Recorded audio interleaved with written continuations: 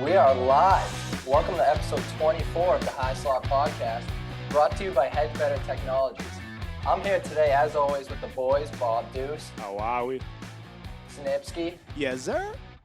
Our behind-the-scenes guy, Jay Butts. How you doing? And myself, Andrew Coco Curry. The boys are back for season 2 of the High Slot after what we consider a pretty successful first season, and I think we are all ready for bigger and better things in season 2. Before we dive in, though, I, of course, have to check in on the boys. Boys, how you guys doing today? Yeah, doing good, man. Excited to be back. I just been chomping at the bit to come back. I was, just looking at all the information, just all the season breakdowns in the NHL. And like I said, chomping at the bit. Just came back from coaching the Bach Blazers, coming off a hot win this past weekend. So I'm ready to go, boys. How about you, Vinny?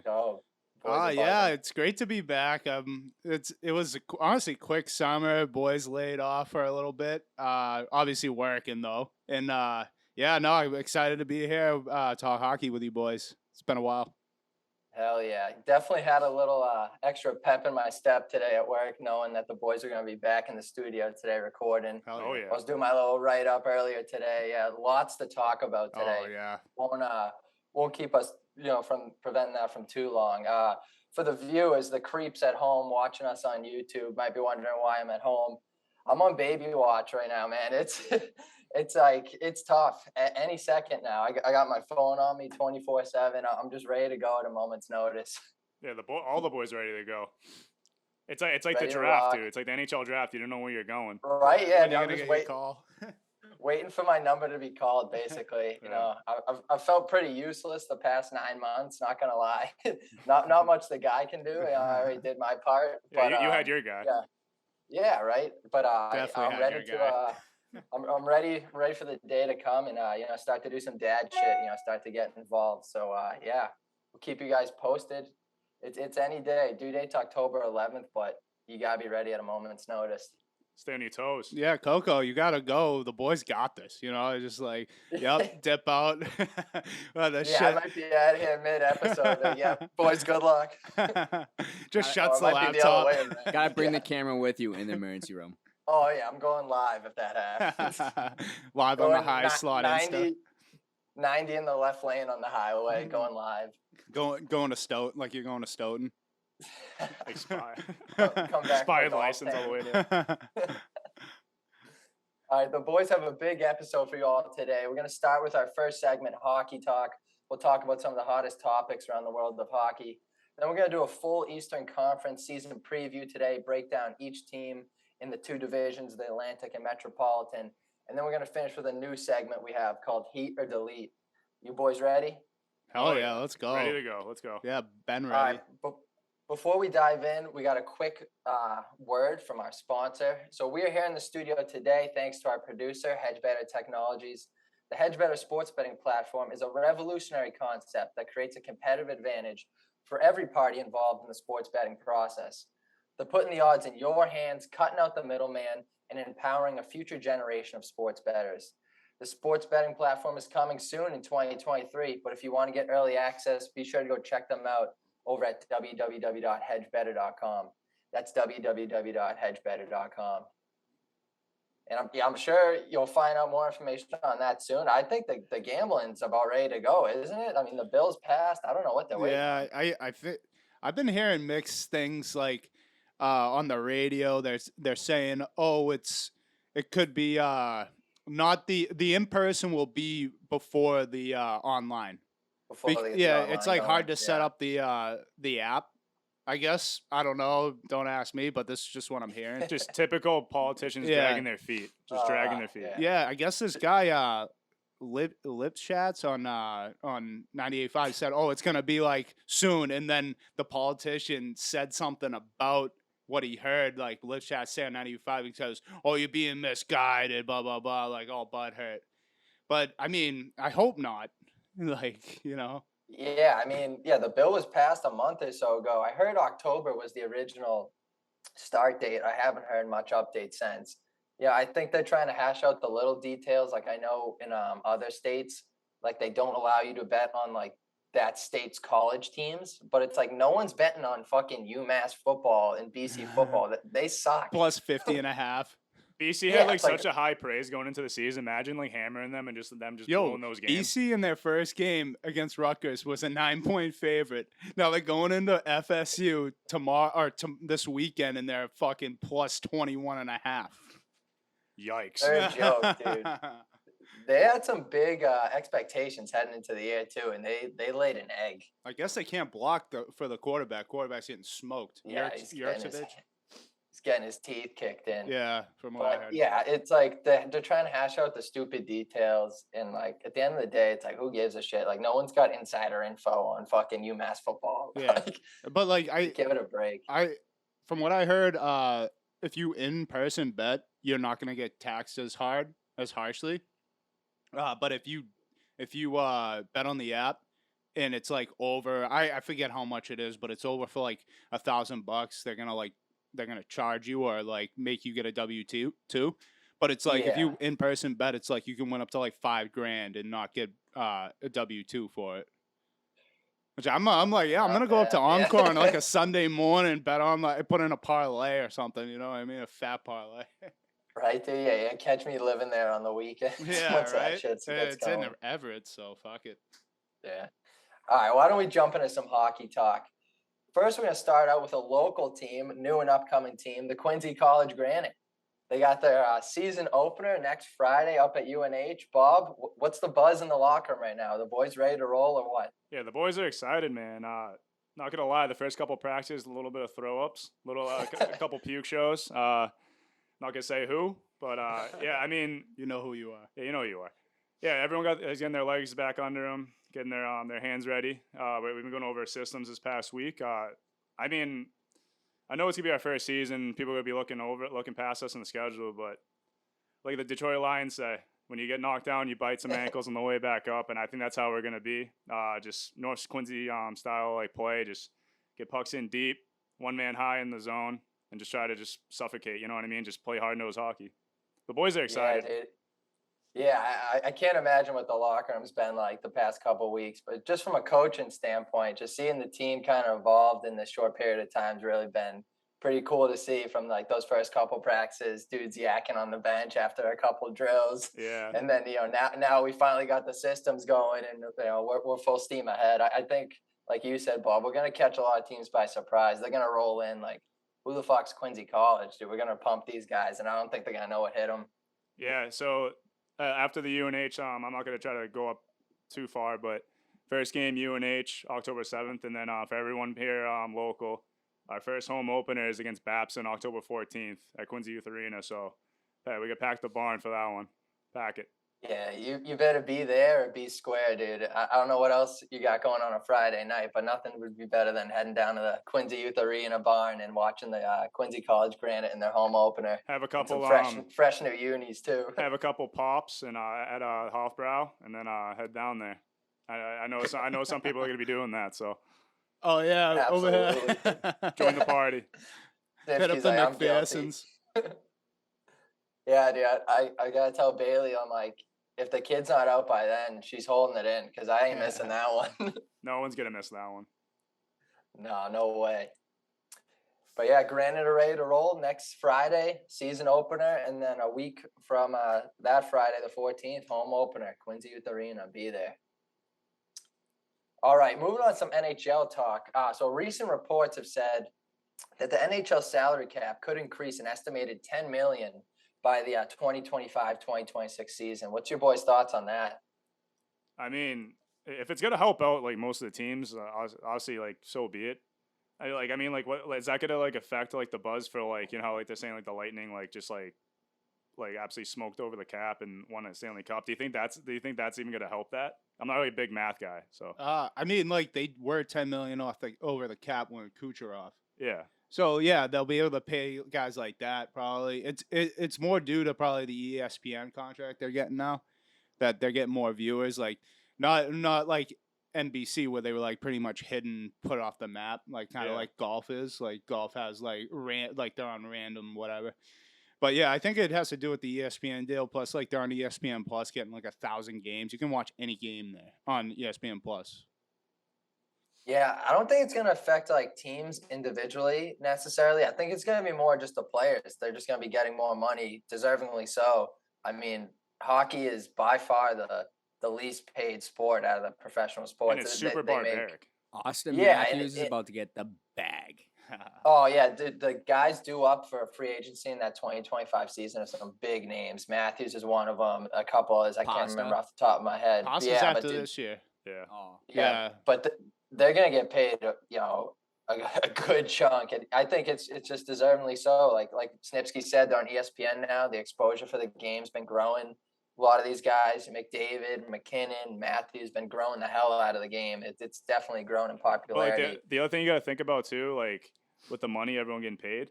Yeah, we got the superstars getting paid and all that, rightfully so. Like talent's talent, you got to pay talent, but also you need to pay more for the guys that are also going on the blocking shots, taking pucks off the face, fighting, getting in the corner. You know what I mean? Like, yeah, I think you can see a little bit of a payday as well. Bob, you like bring up a great point because like you can't capitalize totally if you're trying to win. You know what I mean? You got to like, spread the wealth. yeah, you got to be like, all right, I could get 11.5, but I'm going to take 9.5 so I can keep this other valuable player that we need who's on the third line that wants an extra half a mil or a mil more. You know what I mean? Yeah. They're more valuable, like not more valuable than the 9.5, but like a guy you need to win. Like if you're interested in winning, you're going to have to take a pay cut. One team that's not going to say what I'm going to do what me and Vinny just said, the Toronto Maple Leafs. I'm going to start absolutely shitting on them because I know it's the first. It's the first Might season. as well, right? It's the first episode of the season. Nothing great, like a little Leaf smear. I have a feeling that, like what Coco said, they're going to pay Austin Matthews. They're going to throw a bag at him. And then after that, they're just going to, again, have a trouble in the cap and just not be able to have supporting cast. What are you going to do when Marner's up? They're going to throw the bag to him, too. And then you got Nylander. They just paid the shit out of Morgan Riley not too long ago. You know what I mean? I saw something today that they're, like, experimenting with Marner at D. I saw that too. Yeah. Which I'm like, Really? he's not like he's not He's physical. so undersized, dude. Yeah, he's not. He's a small. He's not physical. I could see like maybe you do like William Nylander instead because you pay him a lot of money. He's got size. I don't think he's ever played defense in his life. I don't know think he even of sniffs the D zone. I don't even like. He doesn't even know what a D zone coverage is. Probably. You want him playing I've D? never heard like of a back check. Yeah, you never heard of a back check. Like, at all. He only knows about a paycheck, not a back he check. can't even like hold his own like in the playoffs physically. Like, and then you want him to be physical and play D? I don't know. No. And how tall is he? Like 5'10"? Like Yeah, he's probably my height. but $170 soaking wet. Like Jesus, Vinny knows my height and weight. He just absolutely just attacks me. Jesus. yeah, but you're not playing in the show though. Yeah, I know, but it still kind of hurts. Now, you know what that is, though? That's just the Leafs fucking slamming the panic button. They're full panic mode. They don't know what to do. And If they don't get it out of the first round again, who's the my God. GM? What's his name? Dubas. Yeah, Dubas. Yeah. Yeah, I guess he's not renewed. dumbass. He's not Yeah, renewed. dumbass. Yeah, he's not renewed for next year either. So he's putting all his chips in the middle here. I think he's probably gonna get fired if they don't get out of the first round. Or like, 100%. hey, I'm surprised he didn't get canned after this year. Like this past year, I mean, the past playoffs. Yeah, they got Jack Campbell, right, goalie. Nope. No, Campbell went to the No, he's Oilers. gone. Oh, Oilers. It's fucking Matt Murray, yeah, dude. No, yeah, that's what Yeah. I got them mixed up. Yeah, no, Matt Murray. Jesus, that's a downgrade if you ask me. All right, like what else is on the agenda? We can go on for days about shitting on the Leafs. Yeah, no, but yeah, just going back to the salary cap increase real quick. I think it's just the NHL's finally catching up with those other sports like football, baseball. Those guys get paid out the ass. Like friggin' kicker in the NFL, Justin Tucker makes more than like 90% of players in the NHL. And he Like, doesn't that's even get absurd, touched. If Yeah, he gets that's touched, it's a absurd. 15-yard penalty. right? And like, your career can only last so long in the NHL. You have to, keep up your play or you're done, and then you're not making shit. You're bagging groceries. Yeah, at it's fucking cutthroat. Star Market. It's very Yeah. cutthroat. It is. Look, I'm gonna back up the kicker here though, but like if you miss like 5 kicks in a row, yeah, you're probably out of a job. You know what I mean? I'm That's pretty sure- cutthroat too. I'm pretty sure the league minimum for the NBA is like $5 million. Oh yeah, that's a vet Like, minimum. Yeah. that's I believe crazy. that. Yeah, they have to spend like a certain amount of their cap, or they get Yeah, I mean, penalized. I mean, Justin Tucker is money as a kicker, but but still, Yeah. that's apples to oranges, dude. NFL kicker and a fucking fourth line grinder in the NHL, like Yeah, doesn't those even guys compare. get $750K. That's Yeah, like the it's- minimum. I mean, that's Inflation, still a lot of money. dude. But like, if No I per got that, I'd be diem. like, let's go. Absolutely But, no like- per diem either. Yeah. I mean, they take care of you. They probably like feed you and shit, but you know. Yeah, they have to. Yeah. Yeah, they take care of you, but you know. They Yeah, need a it bump. definitely has its perks being in the show. 100%. They take care of you. Just they deserve more money off like just like physical stuff. Like, Yeah. like I said, block Yeah. shots, get in the corners, Physically fighting. punishing, yeah, like they But deserve. it's the only sport you can fucking fight in, dude. Yeah, You know what I right. mean? Like, come like on. that video you sent to our Instagram chat with the guy getting dummy, like they both stood up and they were both like fighters. Remember when? Oh yeah, the guy just caught. Yeah. one. Oh, what was it like? Blackhawks or like it was the guy on the black? It was like something. I forget which team. Yeah, which teams I'll it was. pull it up. It was a first preseason game. Like it was like Oh, a bunch the of no dude, ones. the dude, like dead on the ice. Like he clocked him, pretty bad. Even the guy that hit him like stopped in his tracks and was just like looking around like, whoa, did I just kill this guy?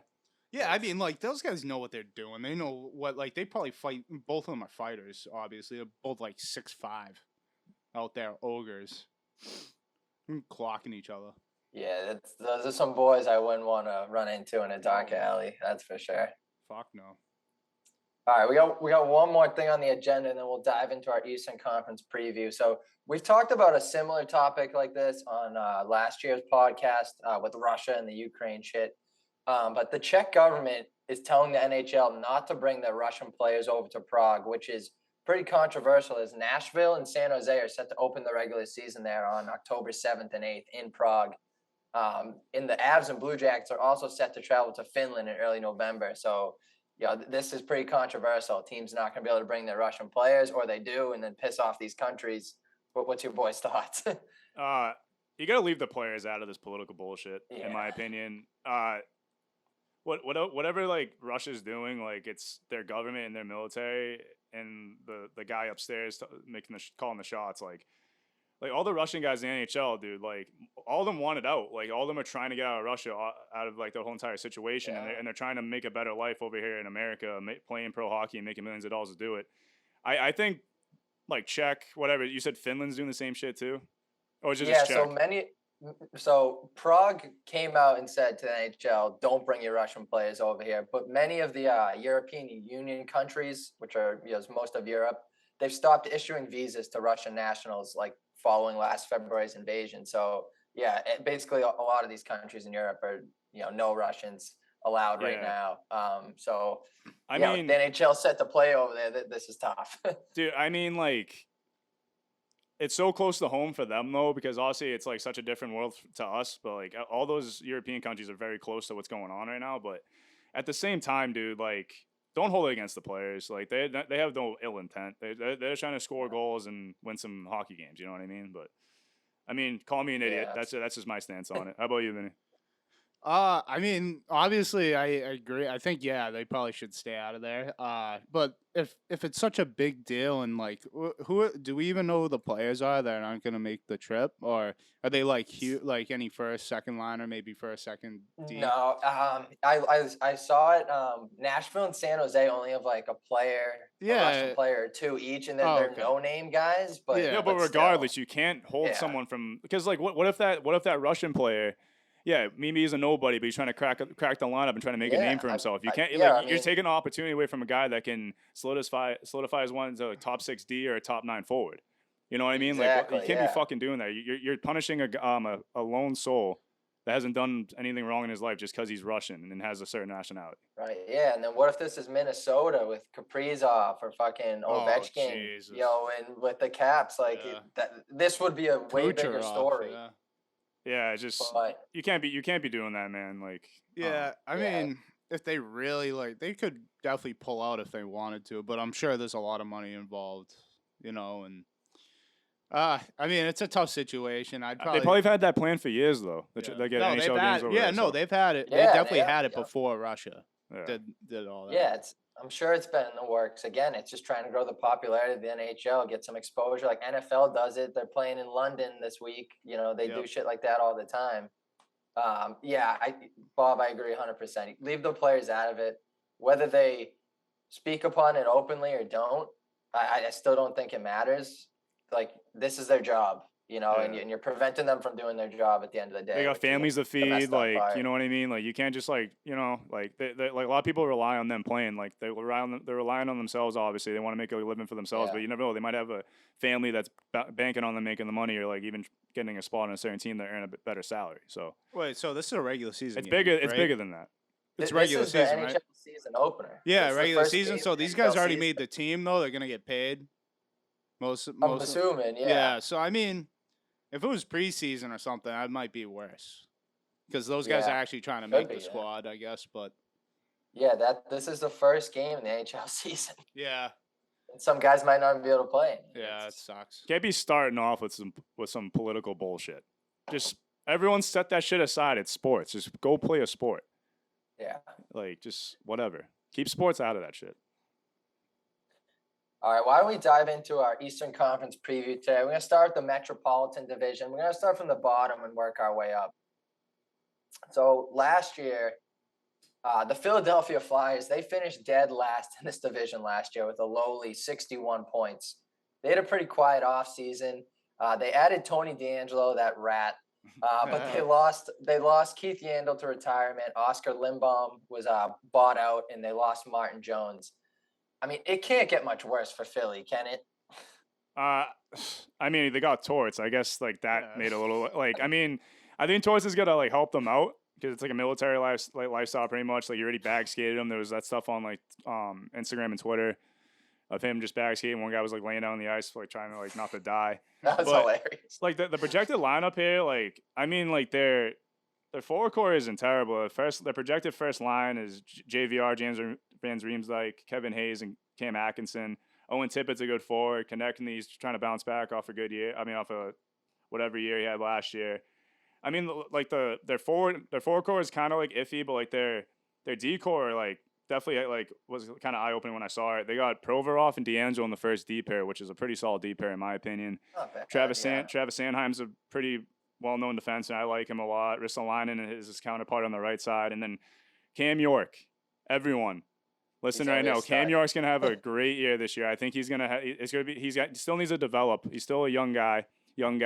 But I think he's next to a nice veteran defenseman, Justin Braun, who's gonna show him the ropes. He's a big body. So I think Cam York's gonna be able to develop well this year, and I think the D core is gonna be like their like saving graces this year. Because I don't know about Carter Hart being the complete starter and being the guy. Yeah. Yeah, I mean, it's only up from here for Flyers. Got a coach, such a hard ass coach. Yeah, I mean, like, hey, if they finish 500, that could be great for them. You know what I mean? I don't see them being horrible like they were. It could happen, but it's only up from here. I think he's gonna coach the hell out of them. They're gonna be walking on eggshells, and they're gonna grind out some wins, but. Yeah, I can't see them doing much. They got two brothers on the team. I'm looking Jackson Cates, Noah Cates. Interesting. Yeah, Yeah, but I've never heard the of thing is, like, Me either. I just looking at the roster. I'm like, what is this? the thing is, though, the Flyers, obviously, like, they're not going to be a playoff team this year, but I think they're going to make some strides to becoming a playoff team in probably the next 3 or 4 years, because they're rebuilding already. They got Tony D.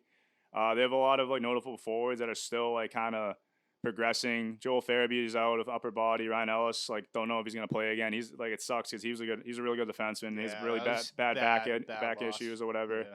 But we'll see, especially with Tortorella on the bench. Like, he's gonna whip him into shape in the next 2 or 3 years.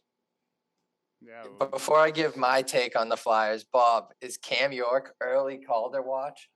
Yeah, I think he's gonna be up there. Same with Shane Wright too, but we'll get into that later. But there's a lot. Actually, there's a lot of kids that are, like, early in their career that can make a big splash with the Calder, from what I've seen. Love it. So my take on the Flyers is just that this team stinks. Yeah, dude. they do. I mean, dude, this team stinks. I'm looking I mean, at the the- rosters for the forwards. I'm like, what the fuck is going on here? Yeah, I mean, the best move they made in years was bringing in Torts to Right. shake things up. You know, this is a team, they thought they had a shot at signing Johnny Hockey in the offseason. He was closely linked to the Flyers, growing up a Flyers fan and all that, but they swung and missed on him.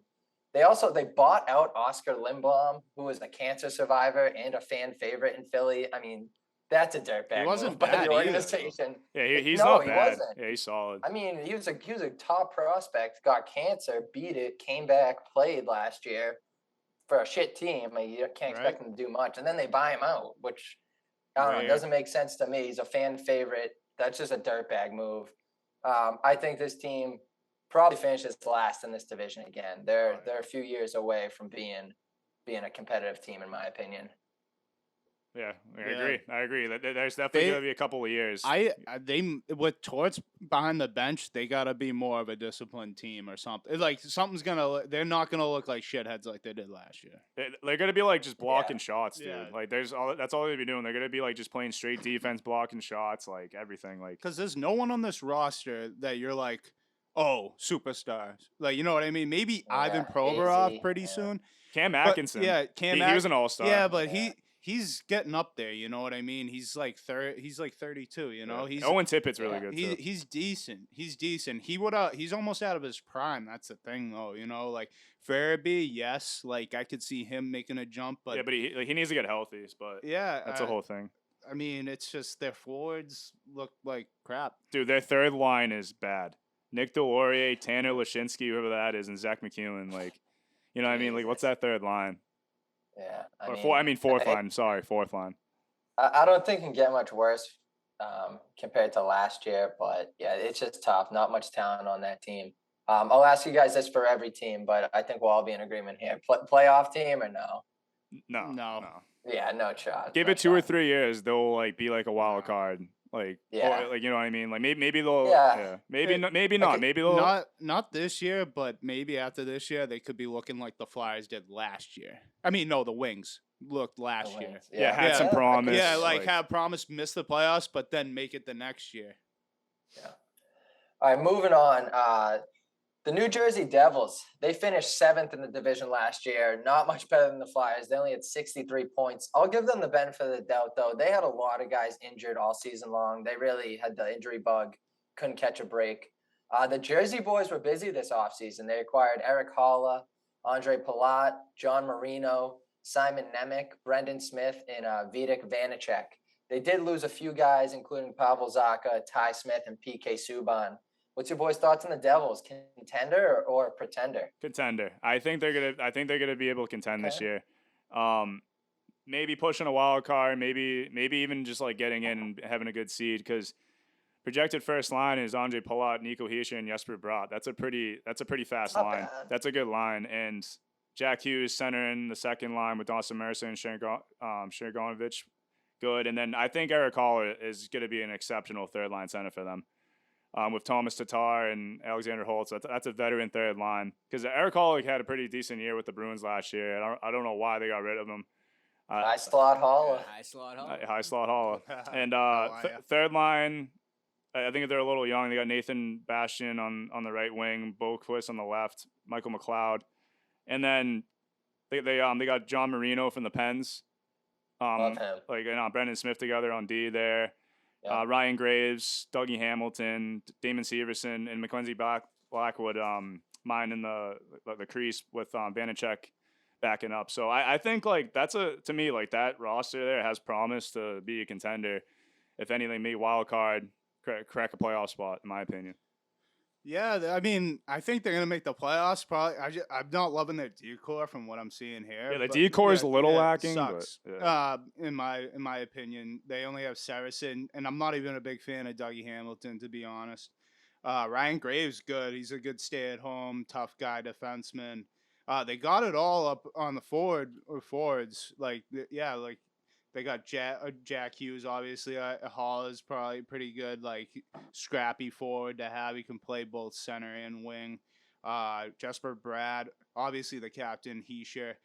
They have decent goaltending, I would say. Blackwood, Bernier is probably back. Oh, Vita Vanacek. That's a good problem to have. Like probably Vanacek's gonna make the team easily. I think maybe even start over Blackwood, but. I think Blackwood might be a little bit more reliable. I can see they're going to make the first round, I think, but they're not making anywhere past that, I don't think. Yeah, I'm kind of in the same boat with you guys. I do like what I'm seeing from the Devils, but I think if you're a Devils fan, you have to be a little disappointed after this offseason because everyone and their mother thought that they were getting Johnny Hockey until he secured the bag and packed his shit for Columbus. I think this team definitely improved from last year. They upgraded their goaltending, brought in some of those top six forwards like we were talking about. I just think they're one superstar away from being a legit contender, and that's where not signing Johnny Gaudreau cuts deep for them. I think they're going to be a pretender. I think they're going to be golfing come next May. But I think they'll be competitive. I just don't. I don't think they signed Palat too. Like I think, mean, he's a big playoff guy. Yeah, big playoff. What I like, but what they I got to see, get there first. Yeah, no, I agree. What I saw from last year, they had a pretty bad power play from what I remembered. They weren't great on the power play, and I think Andre Palat's gonna be a great catalyst on that power play. I think he's gonna help open up a little bit more of the ice for Jack Hughes, Heischer, whatever have you. On like John Marino's a good puck moving defenseman on the blue line. Maybe put him out there with Ryan Graves or something. Yeah. You know what I mean? Like I don't know. I think the power play really held them back last year, and we'll see. We'll see, man. Like I think they'll crack a playoff spot. You know who we haven't mentioned? I think is gonna have a breakout year though is Dawson Mercer. I think he's a second-year guy, and he looked really good last year. And like he was playing, he's gonna be a third-line center, I think, or like he can't be a fourth line. I mean, they got Saranovich. I can't. Sharangovich. Yeah. He's good, but I like the kid Mercer. He looks good. They're just missing like a couple wings. Big play wings, really. Like, Johnny Hockey would have been perfect sitting next to Nico Heischer on the left wing or Jack Hughes. You know, like he didn't want to go home, I guess. You know. Yeah, weird move. We'll talk about that in a sec, but yeah, I think the Devils are going to be competitive. I think they're going to be a flashy team. I think they're going to score a lot. I just think defensively they're not very strong, and I don't think their goaltending is good enough to hold it down with that weak decor. But I think they'll put up a lot of goals. I think they're going to be a fun team to watch. Yeah, that's fair to say. All right, moving on. We got the Columbus Blue Jackets up next. They finished 6th in the Met last year with 81 points. I mean, they had the biggest offseason move by signing Johnny Hockey, Johnny Gaudreau. Most people, or I think almost everyone, didn't even see that move coming. But that was really the only move they made. It was surprising. They got him and then kind of, just stopped like trying to go out and get guys. The rest of the guys they acquired, I've never even heard of. Eric Goodbranson, David. Oh, he played for Calgary, right? I think he came with Johnny Hockey, yes. And then they got David Yerachek and Denton Mateychuk. Never heard of them. There's a lot of guys on my roster that have no pictures. Yeah, it's a weird team. They did lose Oliver Bjorkstrand, who I thought he was a pretty solid player for them. But what are your boys' thoughts on the Jackets this year? You think they're contenders or are they going to be pretenders? I like the one thing that I see on here that might hold them back from a playoff spot is their goaltending. Like Elvis Merzlikins, I like him as a goaltender, but he's not consistent. Same with Korpisalo. I think that's gonna be like their main like weak point because their decor is showing like they're pretty good. Like Zach Werenski's one like probably top 5 defenseman in the league, alongside with Eric Goodbranson on right side D. Adam Boquist is pretty good. Jake Bean, but other than that, like whatever, I don't really see much because on the first line you got Johnny Gaudreau and Boone Jenner and Patrick Laine. That's could be a good first line there, but I think Johnny Hockey might take a little bit of hit on his point production this year because he's not really surrounded about the Flames was such a high powered offense that he would get fed like a lot, and like he fed a lot of guys as well. But Boone Jenner, like he's a hard nosed guy, but I don't think Patrick Laine isn't really like he's just like looks for the puck and everything, doesn't really make passes, is kind of a hun. But at the end of the day, I think it's just gonna be their goaltending that's gonna hold them back here. I think they're just gonna miss a playoff spot this year.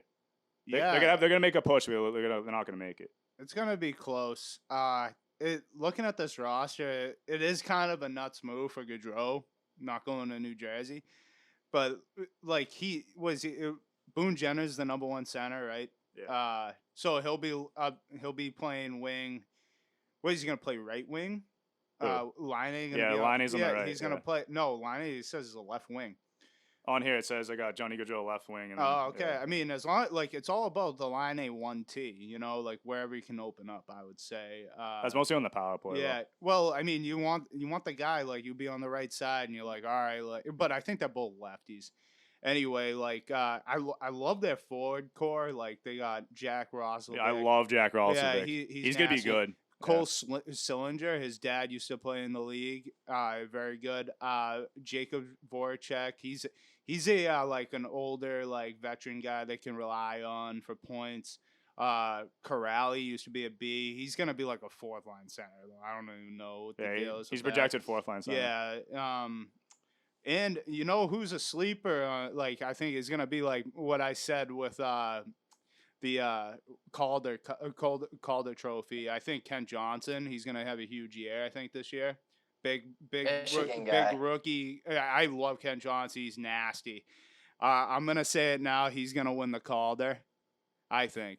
Let's go. He's a projected third line left winger. I think he's gonna. No, well, he's a center. It says here, but I'm sure he could play wherever. Yeah, he's a lefty actually. Yeah. So I think he's gonna be left wing. That's what it says no, here. you gotta fit him in there because there's so many centers they have here.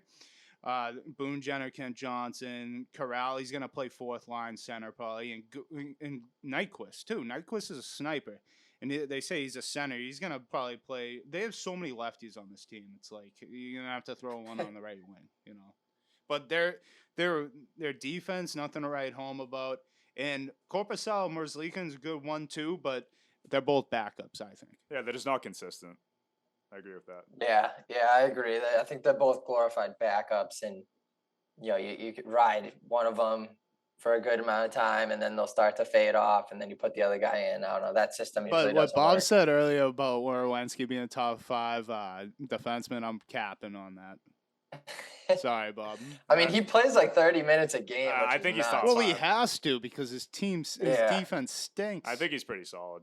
I'll look up his stats right now if you want me to, but you keep going. Yeah, my take on the Jackets. I mean, they've never been a flashy team, but they definitely added some flashiness with Johnny Hockey. I think the Jackets themselves were shocked that they landed Johnny Hockey and that he wanted to come play for Columbus. They were kind of like, dude, you sure? Like, you sure you want to come play for us? Supposedly he has he has buddies on the team that he wanted to play with, and I'm looking at the roster. I mean, I just don't see this team being very competitive even after making the biggest splash of the offseason with Johnny Gaudreau. Because you look at the rest of the roster, like you guys were talking about, and it's just not very good. In my opinion, I think Johnny Gaudreau is just kind of looking to cash a check and then chill on nearly $70 million that he got paid. But I think this team's a pretender. Yeah, from what I heard, he didn't want to be at home. But like, look at the team that's at home. You guys, like, they're pretty. Like the Devils are kind of sturdy on the D, man, and like you know, like they could have been unstoppable. I've been to Columbus before, and I'm pretty sure Quincy has bigger fucking buildings. Is Columbus a college town? No, it's literally in the middle of nowhere. No, I think Ohio State is there, isn't it? No, it's outside of it. Oh, all right.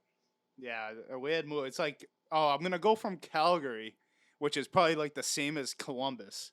Like nothing, you know what I mean? There's nothing. All there, he wants you know to do is just make a ton of money and eat ham and cheeses. Well, by Calgary, himself. That's chill. all from what I heard, Calgary gave him more money. Chill There on was a jet places ski. that gave him more money, but he just decided to take 9.5 instead of like 11.5 somewhere else. And I'm like, I'm gonna go to Ohio. Yeah, it was a strange move. He said he like didn't want to be around like friends and family because he didn't want people like bugging him all the time. Like, but if you're so winning though, he just chose the most boring place of all time, Columbus. It's bizarre, but hey, he whatever. got paid $70 million, so you can't really argue it. Get that bag, King. Was it $7 million? He got 70. Oh, 9 that you said. years. Oh, $7 million to go to 70, Ohio, yeah. he'd be high as oh shit. no, I dude. thought you said $7 million a year. Like that's how you said. No, but you said 70. Oh, okay. Yeah, he's getting a shit. Yeah, ton. I think he got 7 years, 9.7. I think is what he got. Dude, something watch. in that Pasta's ballpark, gonna sign for 9.5. if we even pay. Yeah, him if that. we re-sign him, We which can't he even- already said he. We can't even afford that. No, next year we can. No.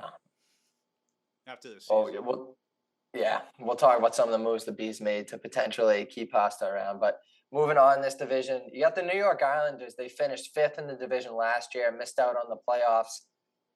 You guys ever seen that meme of the stick figure cartoon with a stick, just like poking something? Yeah. He's like, "Come on, dude, do something." Dude, Yeah, that was the New York Islanders this offseason. They Mm. made one move. They added Alexander Romanov and then lost Zdeno Chara to retirement, and that's it. They didn't do anything else. I don't know. I mean, not sure if they're just content with the roster that they have, but what do we think of the Isles this year? I think like I can see why they're content because they did have a lot of injuries last year that definitely like impeded their playoff like hopes at all. Like so Anders Lee's back. He's back off his knee injury and but the thing is Matthew Barzal needs to produce. He didn't produce at all last year.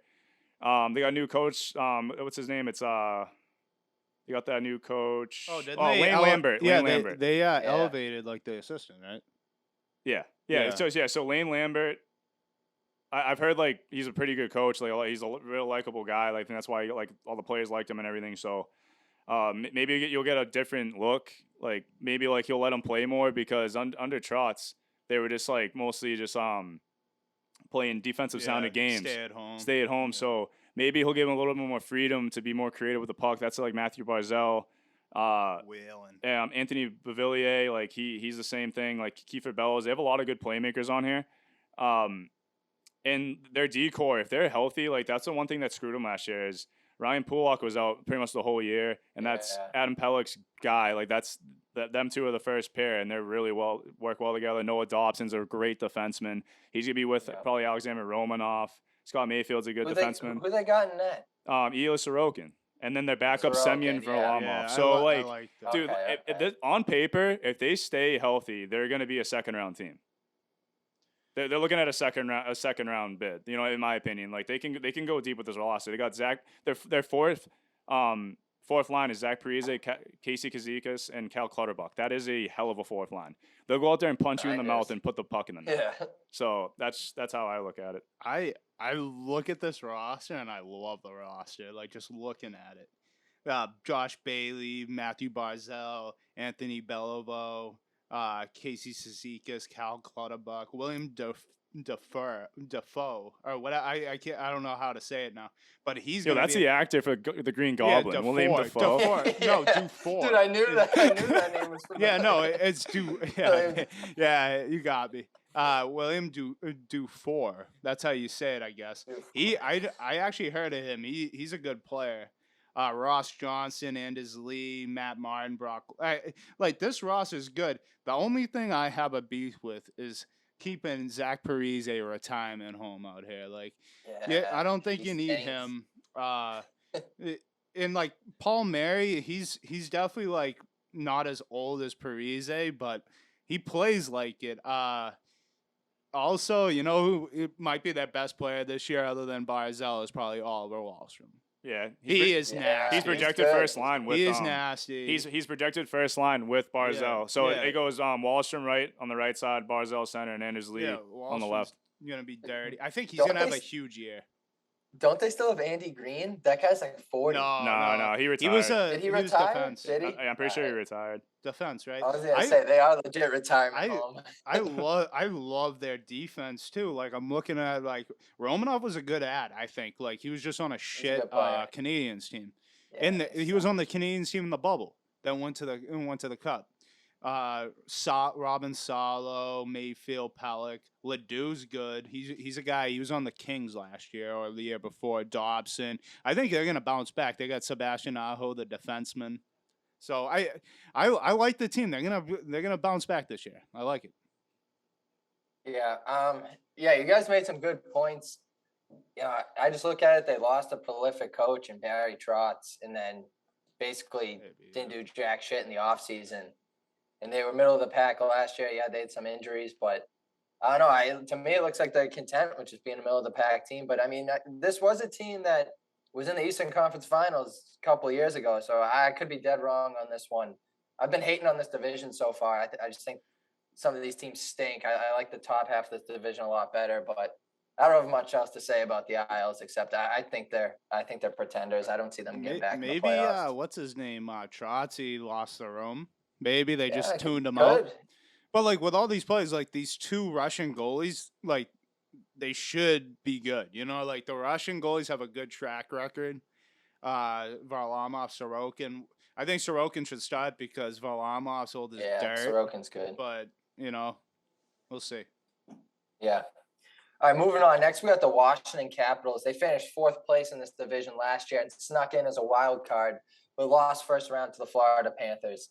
They added a slew of guys with Connor Brown, Dylan Strome, Eric Gustafson, Darcy Kemper, and Charlie Lindgren.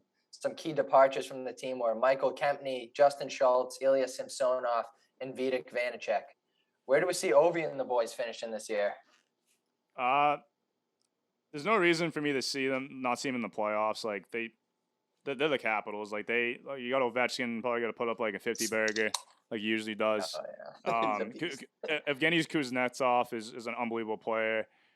I heard he came in ready to go in the training camp. There's supposed to be like he's supposed to step up in a bigger role this year.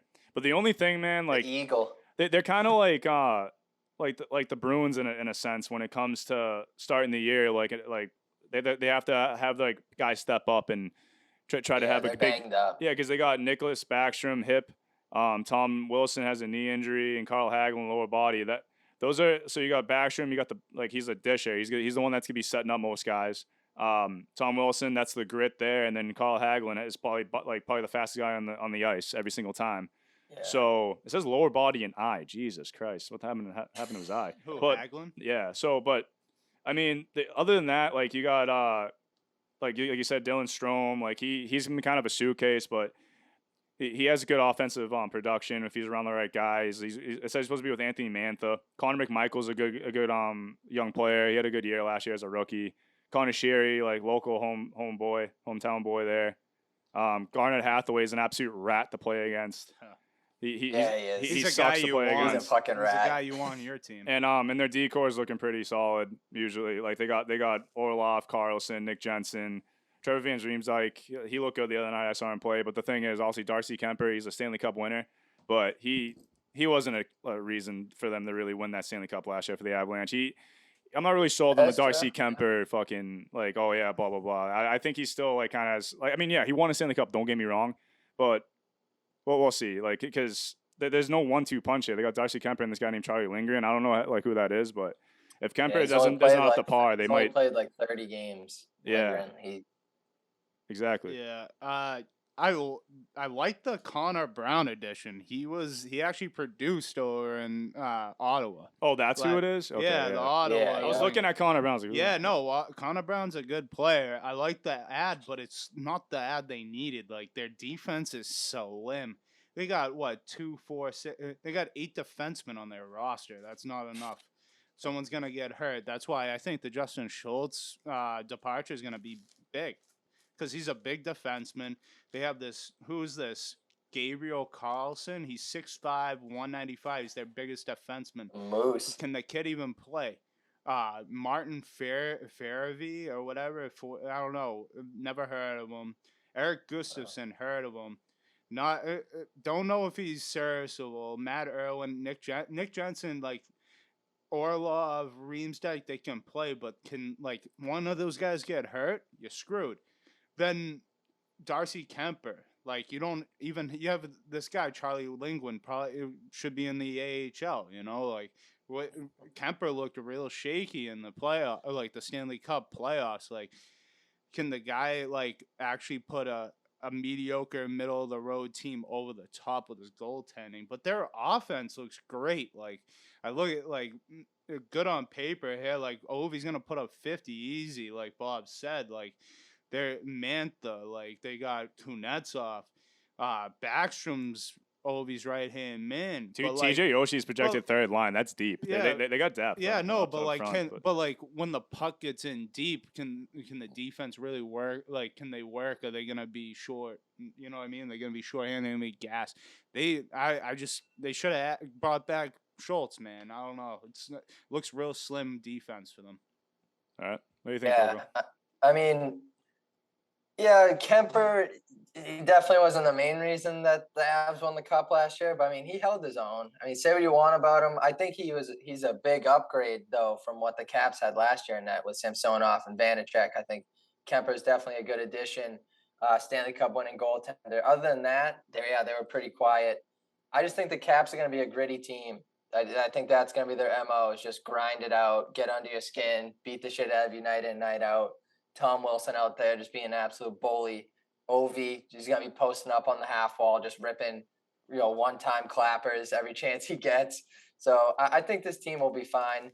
The slew of injuries to start the year, though, does kind of concern me. They might get off to a slow start, and that could bite them in the ass come late April when they're trying to make a playoff run. But I think this team's contenders in this division. I think the Caps will get back in the postseason in May. I mean, it's Ovi.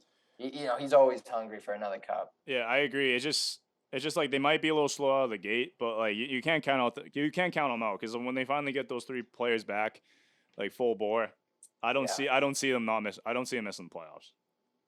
No, it's gonna be tight. It's gonna be tight the way their defense is looking. We'll see. Yeah, no, I didn't realize the defense part. That does scare me a bit. But it's gonna be a lot of overs in those games. I think they're gonna be a grind team. They're gonna grind it out. All right, moving on to the top 3 in this division. Last year, Pittsburgh Penguins, they finished 3rd in the Metropolitan with 103 points. But they had a disappointing finish when they blew a 3-1 lead to the Rangers in the first round. Some key arrivals they had this offseason were Josh Archibald, Ryan Poling, Jeff Petrie, Owen Pickering, Jan Ruda, and Ty Smith. They parted ways with John Marino and Mike Matheson. I think this is going to be an interesting team. Do we see Sid the Kid and company as contenders this year? Yeah, they'll be back in the playoffs. Like, I think Malkin's gonna come back and just have an unbelievable season. I think he's gonna come back to full form. Because the first line also you got Gensel, Crosby, and Russ. That's just like their bread and butter. Not gonna worry about them. But like the second line, Jason Sucker, Evgeny Malkin, and Rickard Rakell is gonna do some damage. Rickard Rakell is an absolute magician with the puck. Yeah, so is Malkin, and Jason Sucker is just like that. Like he works his dick off and is in the right place. Third line, you got Jeff Carter, center, and absolute veteran, still got it too. Kasperi Kapanen, pretty promising forward. I like him. Danton Heinen, former Bruin. Obviously, he didn't work out in Boston, but he's found his new scenery, and he's came to form from what I saw the past 2 years on the Penguins. Fourth line, Poling. Teddy Bluger's a really good forward. Brock McGinn, and their defense is pretty solid in my opinion. Like Brian Dumoulin's great. Chris Letang, I'm a big fan of Chris Letang. Marcus Pettersson looked good last year. Jeff Petrie might be a little bit on I don't know, you never know what's gonna happen with him. Ty Smith had a good year. John Ruda, Stanley Cup champion with the Tampa Bay Lightning, so he knows what it takes. And then the 1-2 punch with Tristan Jarry and Casey DeSmith. At the goaltender position, this team is set up for success right now. So, and also you got Mike Sullivan behind the bench. You can't go wrong with it. I got some breaking news real quick. Report that trade interest in Coyotes Jacob Chychrun is intensifying. He's about to be dealt. He's out. Where do you think he's going? Yeah, he's out. How much is he getting paid? Can we look that up? We gotta look at who's got cap space. He's 4.6 mil. Oh, that's not even bad. That's a discount. That's not bad. Yo, he's for really good. 3 seasons, for 3 years. The Bees need to take a splash. Yeah, DeBrusque. That's what. I got the interested teams include the Ottawa Senators, Toronto Maple Leafs, Edmonton Oilers, LA Kings, St. Louis Blues, and Blue Jackets. Fuck. If the Senators get him, it's because you know why the Bruins aren't interested. His dad doesn't drive the Zamboni. Yeah, his dad has no grit. Yeah, no grit. Yeah, and he's is he an American? Yeah. Oh, he didn't go to BU either. Yeah, there's another one. Yeah, he didn't go. Jesus Christ, someone cut his hair. But yeah, so did he? Yeah, he just walked in, dude. He has no salad anymore. Was that who that was? Yeah, he's got a lineup now. Oh my god! Put the helmet on, easy, So back to the honestly, the Penguins, they're off. Like they kind of did the same thing that the Capitals did, which I'm not with really. Like you get rid of 2 established D-men, and then you add 2 rookie. They're gonna be young on the back end, which it might be maybe a little bit of a step back. Like their forwards can only carry like their goalies. I like their goalies, Jari DeSmith, but like Jari, you can't count on DeSmith's solid backup. Like they're probably gonna let up a lot of goals. It seems like. I mean, the Jan Ruda was a good pickup. Maybe that's a who'd they let go of that you said? John Marino. Yeah, Marino, and who was the other guy? You said somebody else, right? Matheson. Mike Matheson. Yeah. Matheson. So those guys, like, Jan Ruda is gonna like fill in for one of those guys. But you got Owen Pickering, which I heard good things about. Maybe he can step in and do that. Jeff Petrie, he's getting old, like he didn't have a great year last year. Yeah. But like the year before, he had a hell of a year when they went to the Cup. Yeah, Jeff Petrie's a question mark. Yeah, we'll see. He's the only question mark that I see on that deep. Yeah, we'll see. Like I love their forwards. Honestly, I can't. Ricard Raquel reminds me a lot of myself. Doesn't play defense. So he admits it. Yeah. Well, Finally. I do. Finally. I've never argued with you on that. But no, like that's why I'm not the biggest fan of Ricard Raquel, the signing for them, because they don't need it in my eyes. Their forwards are fine, but whatever. We'll see. Yeah, I think he adds some youth to a veteran forward core. It's a good I mix. think it's a good fit. It's a good mix. Yeah, the Pens, I mean, you look at their offseason, it seemed pretty quiet, but I think it was actually a pretty big success because they managed to re-sign Chris Letang and Evgeny Malkin when there was a lot of buzz that both those guys would be leaving Pittsburgh, and they managed to bring them both back. I think that's huge. I don't think the Pens necessarily got any better, but I don't think they got any worse. I think they stayed just about the same. So the My only, yeah, but they're in way better shape than us. So my I mean, the Penguins have more talent than the Bruins to start with, though. That's the thing. No, and the thing is with last year's playoffs too, like they just ran into a red hot like Rangers team that just like won 3 straight games and just and they went on a playoff run. Like the Penguins like they just blew it. Like they had the team to go for a run. They just Louis Domingue, dude. Yeah. Louis Domingue in that. Yeah. Guys if DeSmith stayed in the whole series, if he didn't get hurt, they're winning that series. Remember that like OT goal he let up was terrible. Yeah, no, the Pens definitely had like the team to make a run last year, and this year they can make a run as well. They have they like Coco said, they stayed the same. Well, I mean, like a little bit of tweaks in the D end, but I think they're gonna do well this year. Yeah, I mean they're loaded on the offense, but it's like, does it like really matter if you have not good defense? Like, and Tristan Jarry is gonna start. They don't have bad defense. I don't know where you're getting this whole like they have awful defense. I'm looking at it and I'm like, Brian Dumoulin won a Stanley Cup back to back with them. Chris Letang has won 3 3 Stanley Cups. Marcus Pettersson, great year. Jeff Petrie is showing promise. Ty Smith had a great year. And then John Ruda someone's gonna won back to back too. But also my other awful decor. There's 5 rings in that decor. Awful decor. Word, yeah, that was like 8 years ago. No, these are all recent, dude. Oh, these are all recent championships. John Ruda won 2 Stanley Cups with the Lightning. I'm talking about Penguins. Yeah, no, when they went back to back. No, it wasn't that long ago. No, Jan Ruda. I already said I like that. But also, like, I just don't like the length of the Letang and the Malkin deal because, dude, what do they get? Like, I know what's that's his the future. We're talking about like this year. No, but like they're looking to compete now. No, I understand, but the like window's closing. No, but like if I'm them, I do not commit like 6 years to Letang when he's like 33 years old. No, I hear you. Yeah, that's what I'm saying. 6 years is kind of absurd, but they had to give him that or he was gone because someone else would have. Hey, you know, so you got No, go. My only concern is the age of this team. I mean, we talked about the Bruins being a country club, but this team is old, dude. They're old. That's kind of what I'm saying. Same group of guys for nearly a decade, but they've been a competitive group for as long as I can remember. So I'm going to say they're contenders. I think they're legit. If I've learned one thing watching hockey all these years, it's you can never count out Sid the Kid. I'm going to go off on this. I love the Penguins roster way more than the Caps. Yeah. Definitely. Yeah. Like they're going to the playoffs, and I'm expecting them to win more than 1-2 rounds. Honestly. Yeah, I mean, like last year they could have made it to the Eastern Conference Finals with the team they had last year. Just goalie trouble. I just don't like the Letang deal or the Malkin deal. It's like way too much, and it's too much of a commitment down the road for them. Yeah, long term, I think they're in trouble, but the window's closing. They're trying to go for another cup. I mean, Sid and Letang and Gino only have so many, years left in the I tank. understand. I would have told Letang to beat it if he wanted 6 years. I'd be like, They 3. need him. He's good. Yeah, I don't 3. know, dude. Letang's their number one defenseman. They gotta Yeah. let him. Dumoulin. Dumoulin not their number one. I mean, like he can be he's definitely the number 2, but like between him and Letang's a way better defenseman. They need 1A, someone like 1B. Letang. Yeah, It's 1A, 1B with them. But they need each other. Pens are gearing up for another run. Yeah, I They're like due it. for another I'm cup a run. big Pens guy. All right. Final 2 in this division.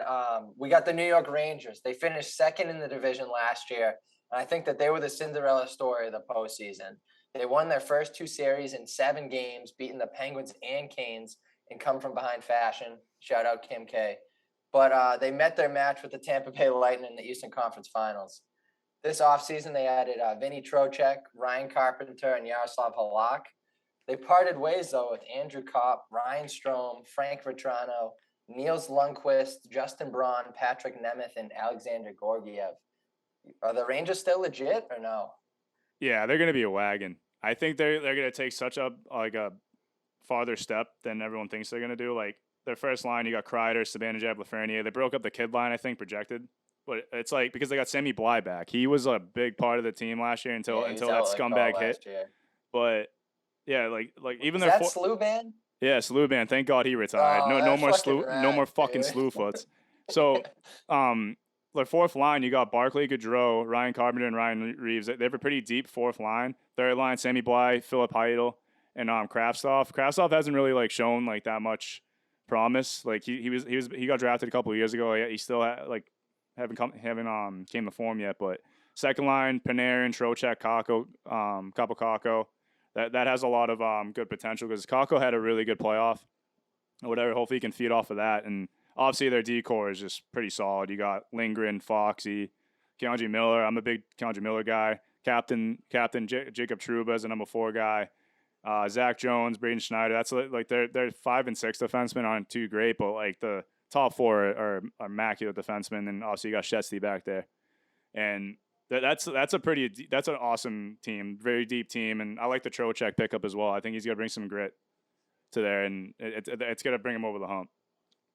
Yeah, the Rangers definitely built for grit. As I'm looking at their forwards right now, the only flash they have is Panarin. It looks like in Zibanejad. Everybody else looks like they're biting ankles, like they're Dan Campbell. Hell yeah. But yeah, I mean Lafreniere too. I'm not gonna hate on that. They got the muscle with Reevesy, Adam Fox, Trouba, Keandre Miller made kind of a step at the end of the year last year. Lindgren, he's steady, even though he got buried in the last preseason game I watched against the you can Bruins. coach that. Yeah. That guy has grit. Yeah, There's many times he's gotten hit in the foot, in the face with pucks, and get hits from behind or just get smoked, and he's back out there next shift, and he's doing the same shit. But it's crazy. The absolute game changer that I think they'll win the Metro is because of Igor Shesterkin. And you just can't get a workhorse like that. You know what I mean? Anywhere. You just gotta be lucky and just pick the right guy. And they ended up picking Shesterkin, who's gonna be probably another Vezina. He might go. I think he's gonna go back to back. What do you think, Coco? You think Chelsea's gonna go back to back Vezina? Dude, if he's in that same form as last year, I got the Rangers winning the cup, dude. Dude. I love the Rangers, dude. Rattled off. I mean, it scares me a little bit because it's tough to be that consistent in this league. But if he looks anything close to like he did last year, I don't see many people stopping the Rangers. You got the kid line now with another year of experience under their belt. This team's a wagon. The only guy I hate that they let walk was Andrew Kopp. He was a rental, though. He was a rental. Everyone knew he wasn't going to sign. He was a rental. Yeah. But, I mean, the Vinny Trocheck pickup was huge because they lacked a legit second-line center bad. Like you said, Sammy Bly's coming back. That's huge. Yep. Panarin, Kreider up front. They might have the best D-core in the league.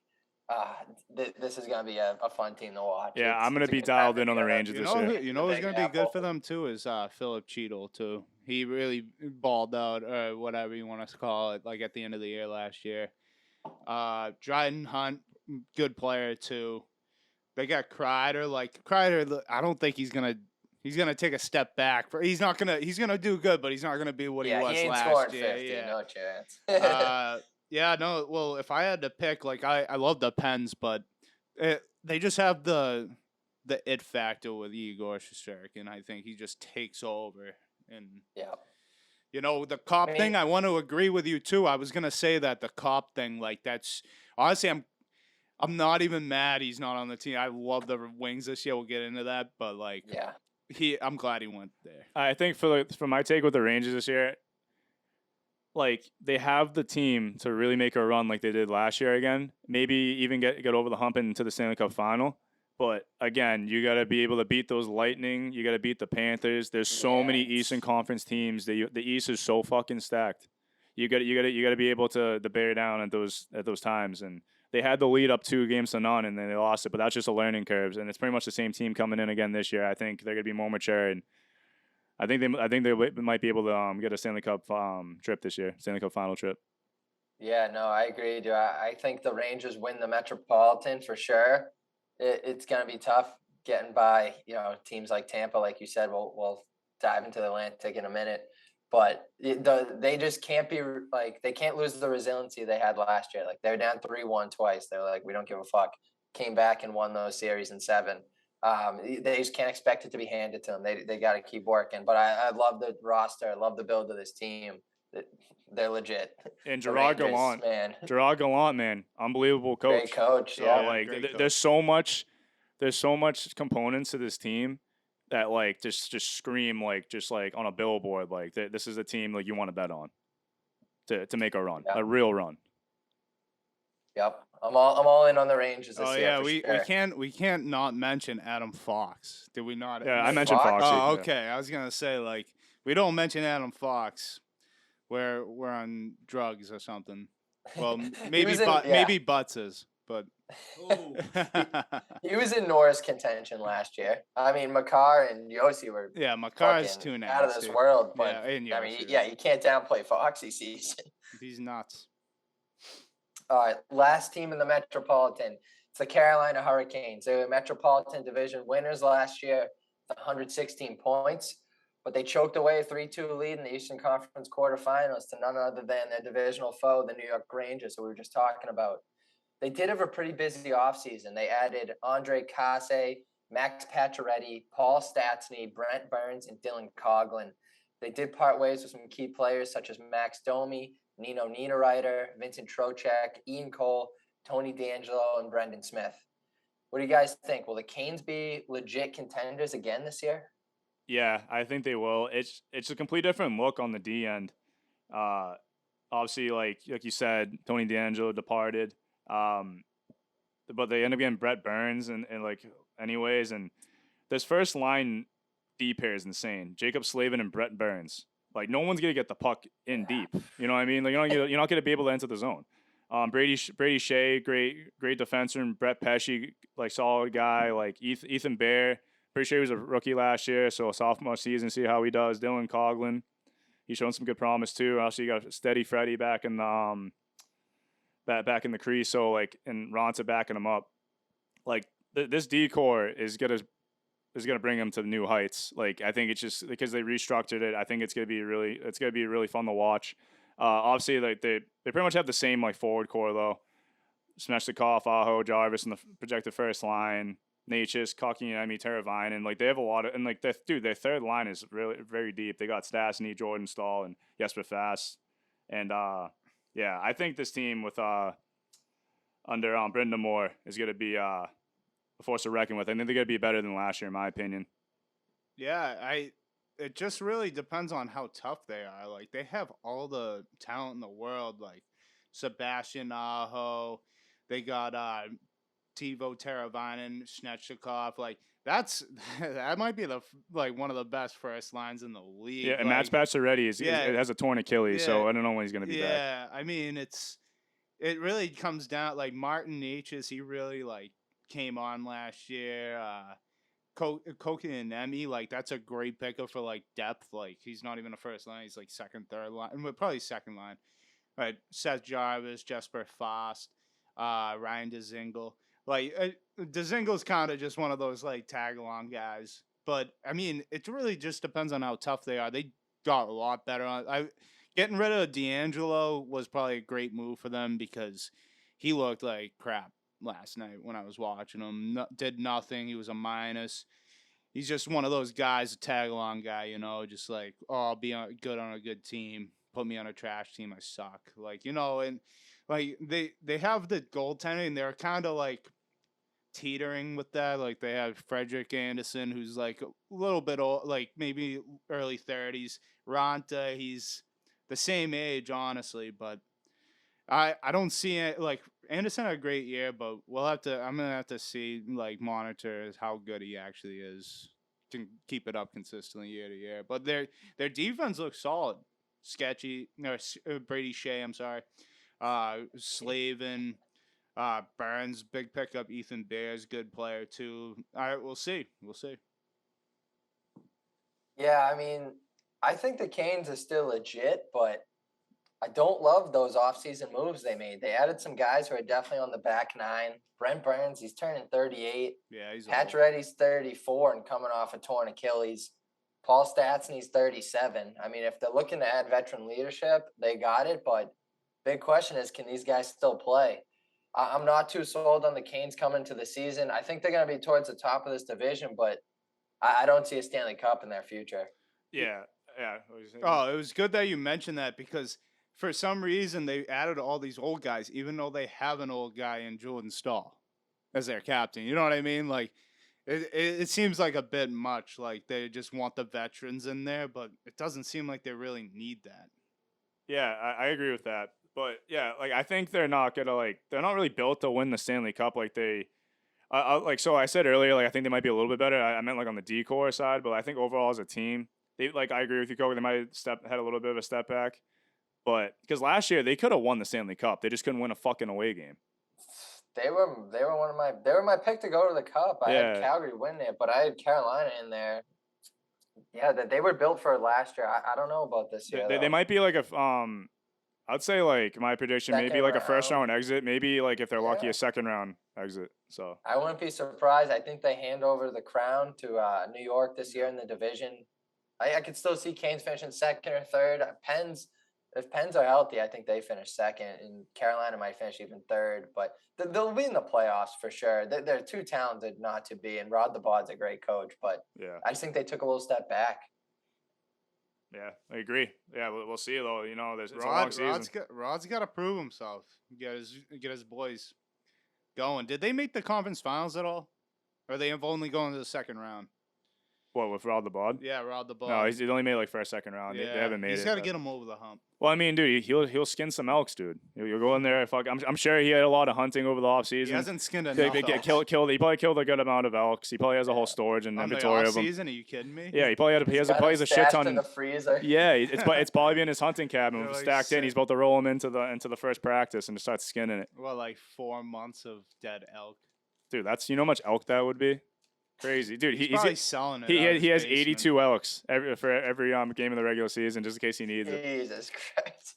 If the boys are playing sluggish, dude, and they need to get the boys going, you got to skin one. No, he's got 82 elks in the freezer, and they're marked 1 through 82, and he skins one every game. Frozen. They already got their schedule, and he already has the team's names on them. Yeah, he's got the logo on and skinning it. Comedy. That's sick. Fuck. All right, before we head into the Atlantic Division preview, who's your pick to win the Met? Rangers. I'm on the Rangers as well. All right, since you guys are on the Rangers, I'm going to throw Pens in there. All right, that's fair. I don't hate it. I was leaning Pens, but I think it's the Rangers. Can't have a consensus. I'm hard on my Pens. Yeah, no, I was hoping it wasn't. A consensus on the first, like the first one would have been a tough look. I'm not a Rangers guy. I'm a Pens guy. Yeah, I got Rangers 1, Pens 2. All right. All right. Yeah, I agree with that.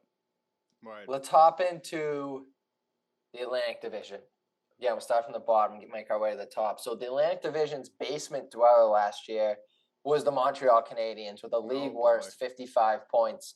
They did bring in some key arrivals with Kirby Dach, Sean Monahan, Evgeny Dadonov, and Mike Matheson. They parted ways with Ryan Poling, Jeff Petrie, Shea Weber, and Alexander Romanov. They also have first overall pick Yurov Slavkovsky, expected to make an impact this year. What do we think of the Canadiens team entering the season, boys? They're gonna stay down in the basement, in my opinion.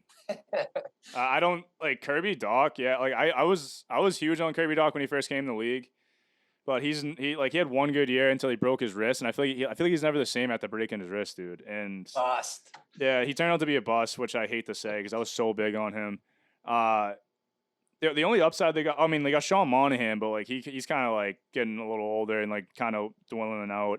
Josh, but I think like the main catalyst on the team is going to be like obviously Nick Suzuki. They just named him captain, which I think kind of got a little early. He's a little too young to be like getting the C. Josh Anderson's going to have a good year. Obviously Cole Caulfield, can't overlook him. Mike Matheson's probably going to be like their best defenseman. I've always liked Mike Matheson. But other than that, like their decor sucks. Like I mean, they got Jordan Harris projected to be like the fifth defenseman, like the Northeastern product. Yep. He might show out. Like he's a good defenseman from when we saw in the Beanpot. Jake Allen as your starting goaltender, you might as well just fucking. I don't know, dude. Like I don't know. Like Evgeny Dadonov, like I don't like. He might do something this year, but other than that, they got DiGiorno. Christian Dvorak. They got DiGiorno, pizza face. Yeah, and like Armia's showing some good hockey the past couple of years, but like they're gonna be a tough team to watch this year, in my opinion. Yeah, they have a few. I mostly agree with what Bob said. I think they goofed it at the draft. This is where I'm gonna go. Shane Wright. Yeah, Shane I Wright. think this kid from Czech. I don't know how to say his name. So Slavkovsky. Bust. Yeah. Bust. That's all I have to already. say. Big time bust. Watched them last That's night. an early walk. Watched them last night play the Canadians versus the Leafs preseason.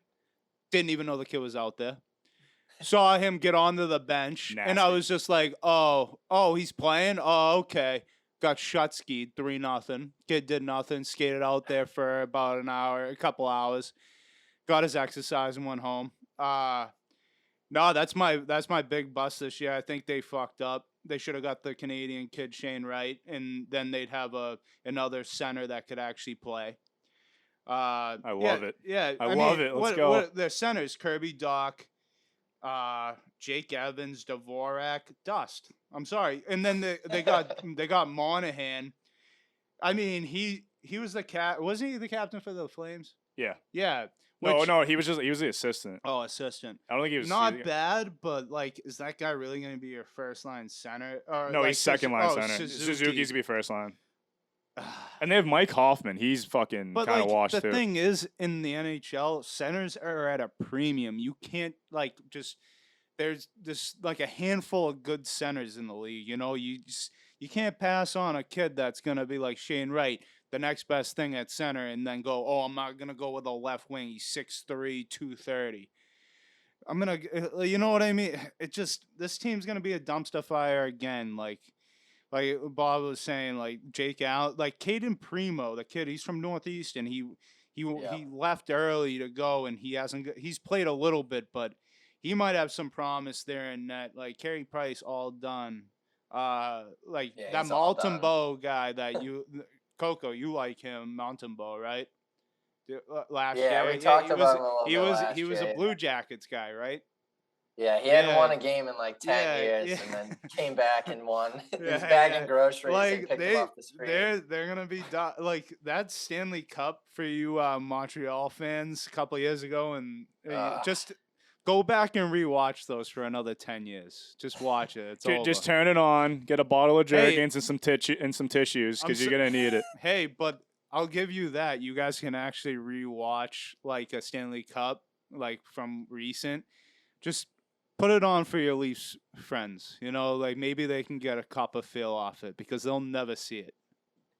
Always check in on your friends, especially if they're Leafs fans or Canadians fans. Always check on your friends. I can see the Canadian kids just watching like the Stanley Cup, like like Vaseline and tissues out on the couch while their Leaf fans are over, and their Leaf fans leave, and they're like, I gotta go to the bathroom. They're like, oh, my friend's been in the bathroom for a while. My Leafs fan go in there, dude just like has a gun to his head. He's like, I'm gonna do it.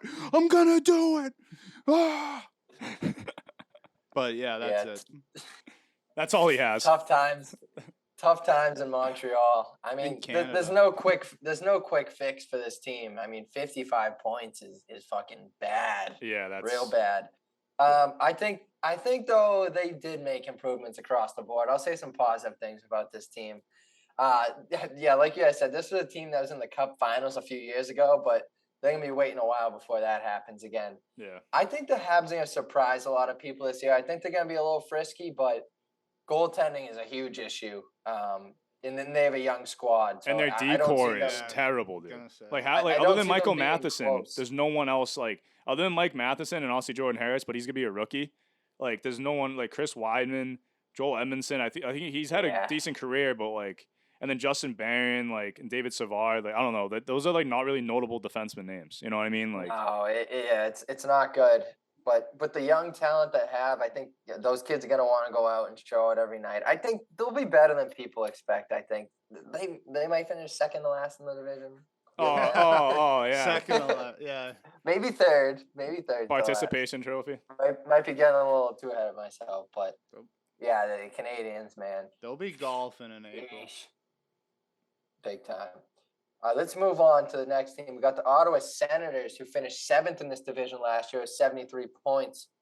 The pesky Sens did not make the playoffs once again. It's been a while since they've been there. But they were busy this offseason as well. They added Alex DeBrincat, Claude Giroux, Tyler Mott, and Cam Talbot. They did lose a number of guys, including Connor Brown, Colin White, Michael Dozzato, Matt Murray, and Philip Gustafsson. What do we think of the pesky Sens, boys? Playoffs or bust? Playoffs. Like, I mean, if they don't make the playoffs with this fucking team, dude, I don't know what I would do. You know what I mean? Like, I like their 1-2 punch that they got with Cam Talbot and Anton Forsberg. Anton Forsberg is supposed to be like he got the guy. Like, I mean, like Cam Talbot obviously got like he's definitely gonna like maybe like get like some starts here and there. Obviously, he's like really good goaltender. He's proven to be a starter with the Wild and stuff. But that 1-2 punch is gonna be like probably one of the best 1-2 punches in the league, in my opinion. Other than obviously the hometowns with Swayman and Olmark, but I like the Kachuk. I like Kachuk's a really good player. Drake Batherson, young guy. Claude Giroux, DeBrincat, Stützle are like projected second line together, which is gonna be a really fun line to watch. I love Thomas Chabot. Jake Sanderson. Watch out for Jake Sanderson this year. Mm-hmm. Real young defenseman. He played at North Dakota. Won a gold medal with U.S. I'm pretty sure for the juniors team. This team is built to play and win some games and win the first round, get into the second round. Matthew Joseph, they got him from the Lightning. Yeah, that's all I got from them. But they're gonna have a really good year. Oh yeah, the Senators are like they're not a surprise, but like I think they will be a surprise. Even though they made a ton of moves, they're gonna be great. I love the Tim Stützle 8 years. This is perfect time to be giving out 8-year, like 6-year contracts to a kid who's like 21, 22 because you're gonna have him. They're probably gonna try to keep him there for that kid's gonna have a great year. I think obviously. Tyler Mott's a sneaky pickup too. The kid's grit, third liner. He's always producing. Claude Giroux just there for the leadership. I don't know. Will he be wearing this? He's not going to be a C guy. He's going to be wearing the alternate, right? Giroux. He's going to be an all. No, Kachuk's the captain. Yeah.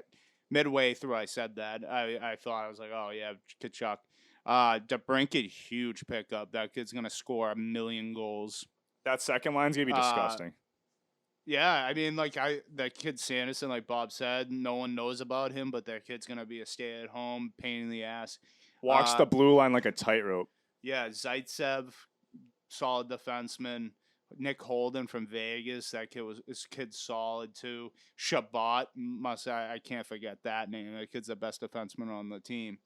I think they're gonna be tough. Like Bruins in this division, we're gonna have our hands full with a team like this, especially how deep they are. They have a deep D core, deep on forwards. Matthew Joseph also. Josh Norris, good player. Like I think Anton Forsberg might be a sneaky, like, very good goalie this year. They gave him the bag. I'm in. Like, you got Talbot back up. Yep. Yeah, I think the Sens went all in this offseason. I'm hopping on the Sens bandwagon. Yep. I think they definitely get in the playoffs this year. They were a pesky team last year. They competed night in and night out. Big improvement between the pipes with Cam Talbot. Added a 40-goal scorer in Alex DeBrincat and a savvy veteran in Claude Giroux, who's on the back nine of his career. Still without a Stanley Cup, so I don't think he would have signed with this team if he didn't think that they were going to be a legit playoff contender. The Sens are a team that no one's really talking about. I think they're going to shock the league this year. All in on the Sens. Oh yeah.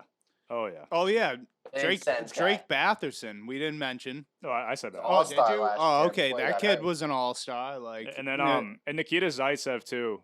He's supposed to be projected with Jake Sanderson on the third Yeah, D pair, and yep. he looked solid I last like year Zaitsev. too. Travis Hamonic, Artem Zub, Artem there's a lot of like guys that kind of got overshadowed because obviously they play for the Senators, and the Senators definitely weren't like a notable team for the past couple of years, but there's been a lot of good progression and all that stuff that I've seen over the past couple of years. And then looking at this roster now, I think they structured this team to make a run. Yeah. Like this is a playoff 100%. roster in my opinion. I think, like, a lot of the Claude Giroux thing too. Like, I think he wanted to end his career in Canada too. I think that was a lot of it. Yeah. And he's from Ottawa, which is, I mean, he's from Ontario, which is like very close to Ottawa. All right, next in this division, we got the Detroit Red Wings. They finished sixth in the Atlantic last year with 74 points. No playoffs for them. They had a busy offseason. Added David Perron, Andrew Kopp, Dominique Kubalik, Ben Sherratt, Robert Hagg, Oli Mata, and Ville Husso. They did lose Mark Stahl and Thomas Greiss. Contender or pretender, Detroit Red Wings? Contender. Like, Easy. yeah. Stevie Y, he just is such a hockey mind.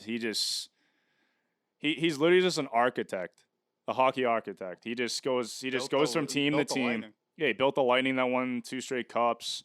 It's incredible. Like, they got Andrew Kopp over the offseason. He's a legit second line center or wing, whatever like he prefers to play. They're so deep. Like Dylan Larkin, whatchamacallit. Well, also I'll go over to the D-core. The D-core, you got Mo Sider. Like that's like the one guy that's gonna really try to propel this team. He's gonna be like their franchise guy on the D end. Also, like, you got Marcus Raymond. Marcus Raymond. That's his name, right? Lucas Raymond. There you go. Sorry.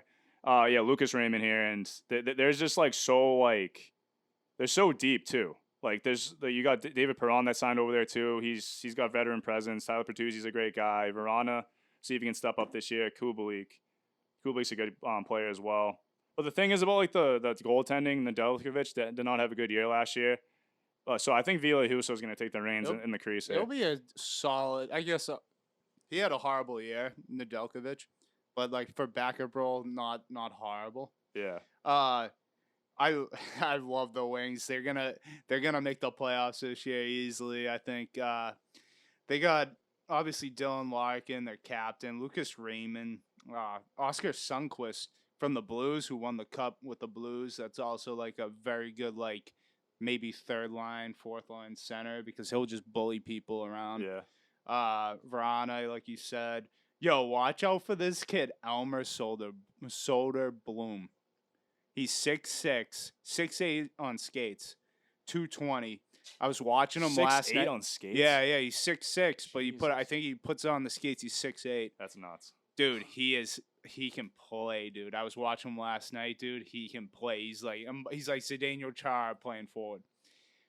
He had an assist last night. He can actually play. Perron, another Blues guy. Fabry, Kubalik. That kid Adam Erne can play. Andrew Kopp, huge addition, big Kopp guy.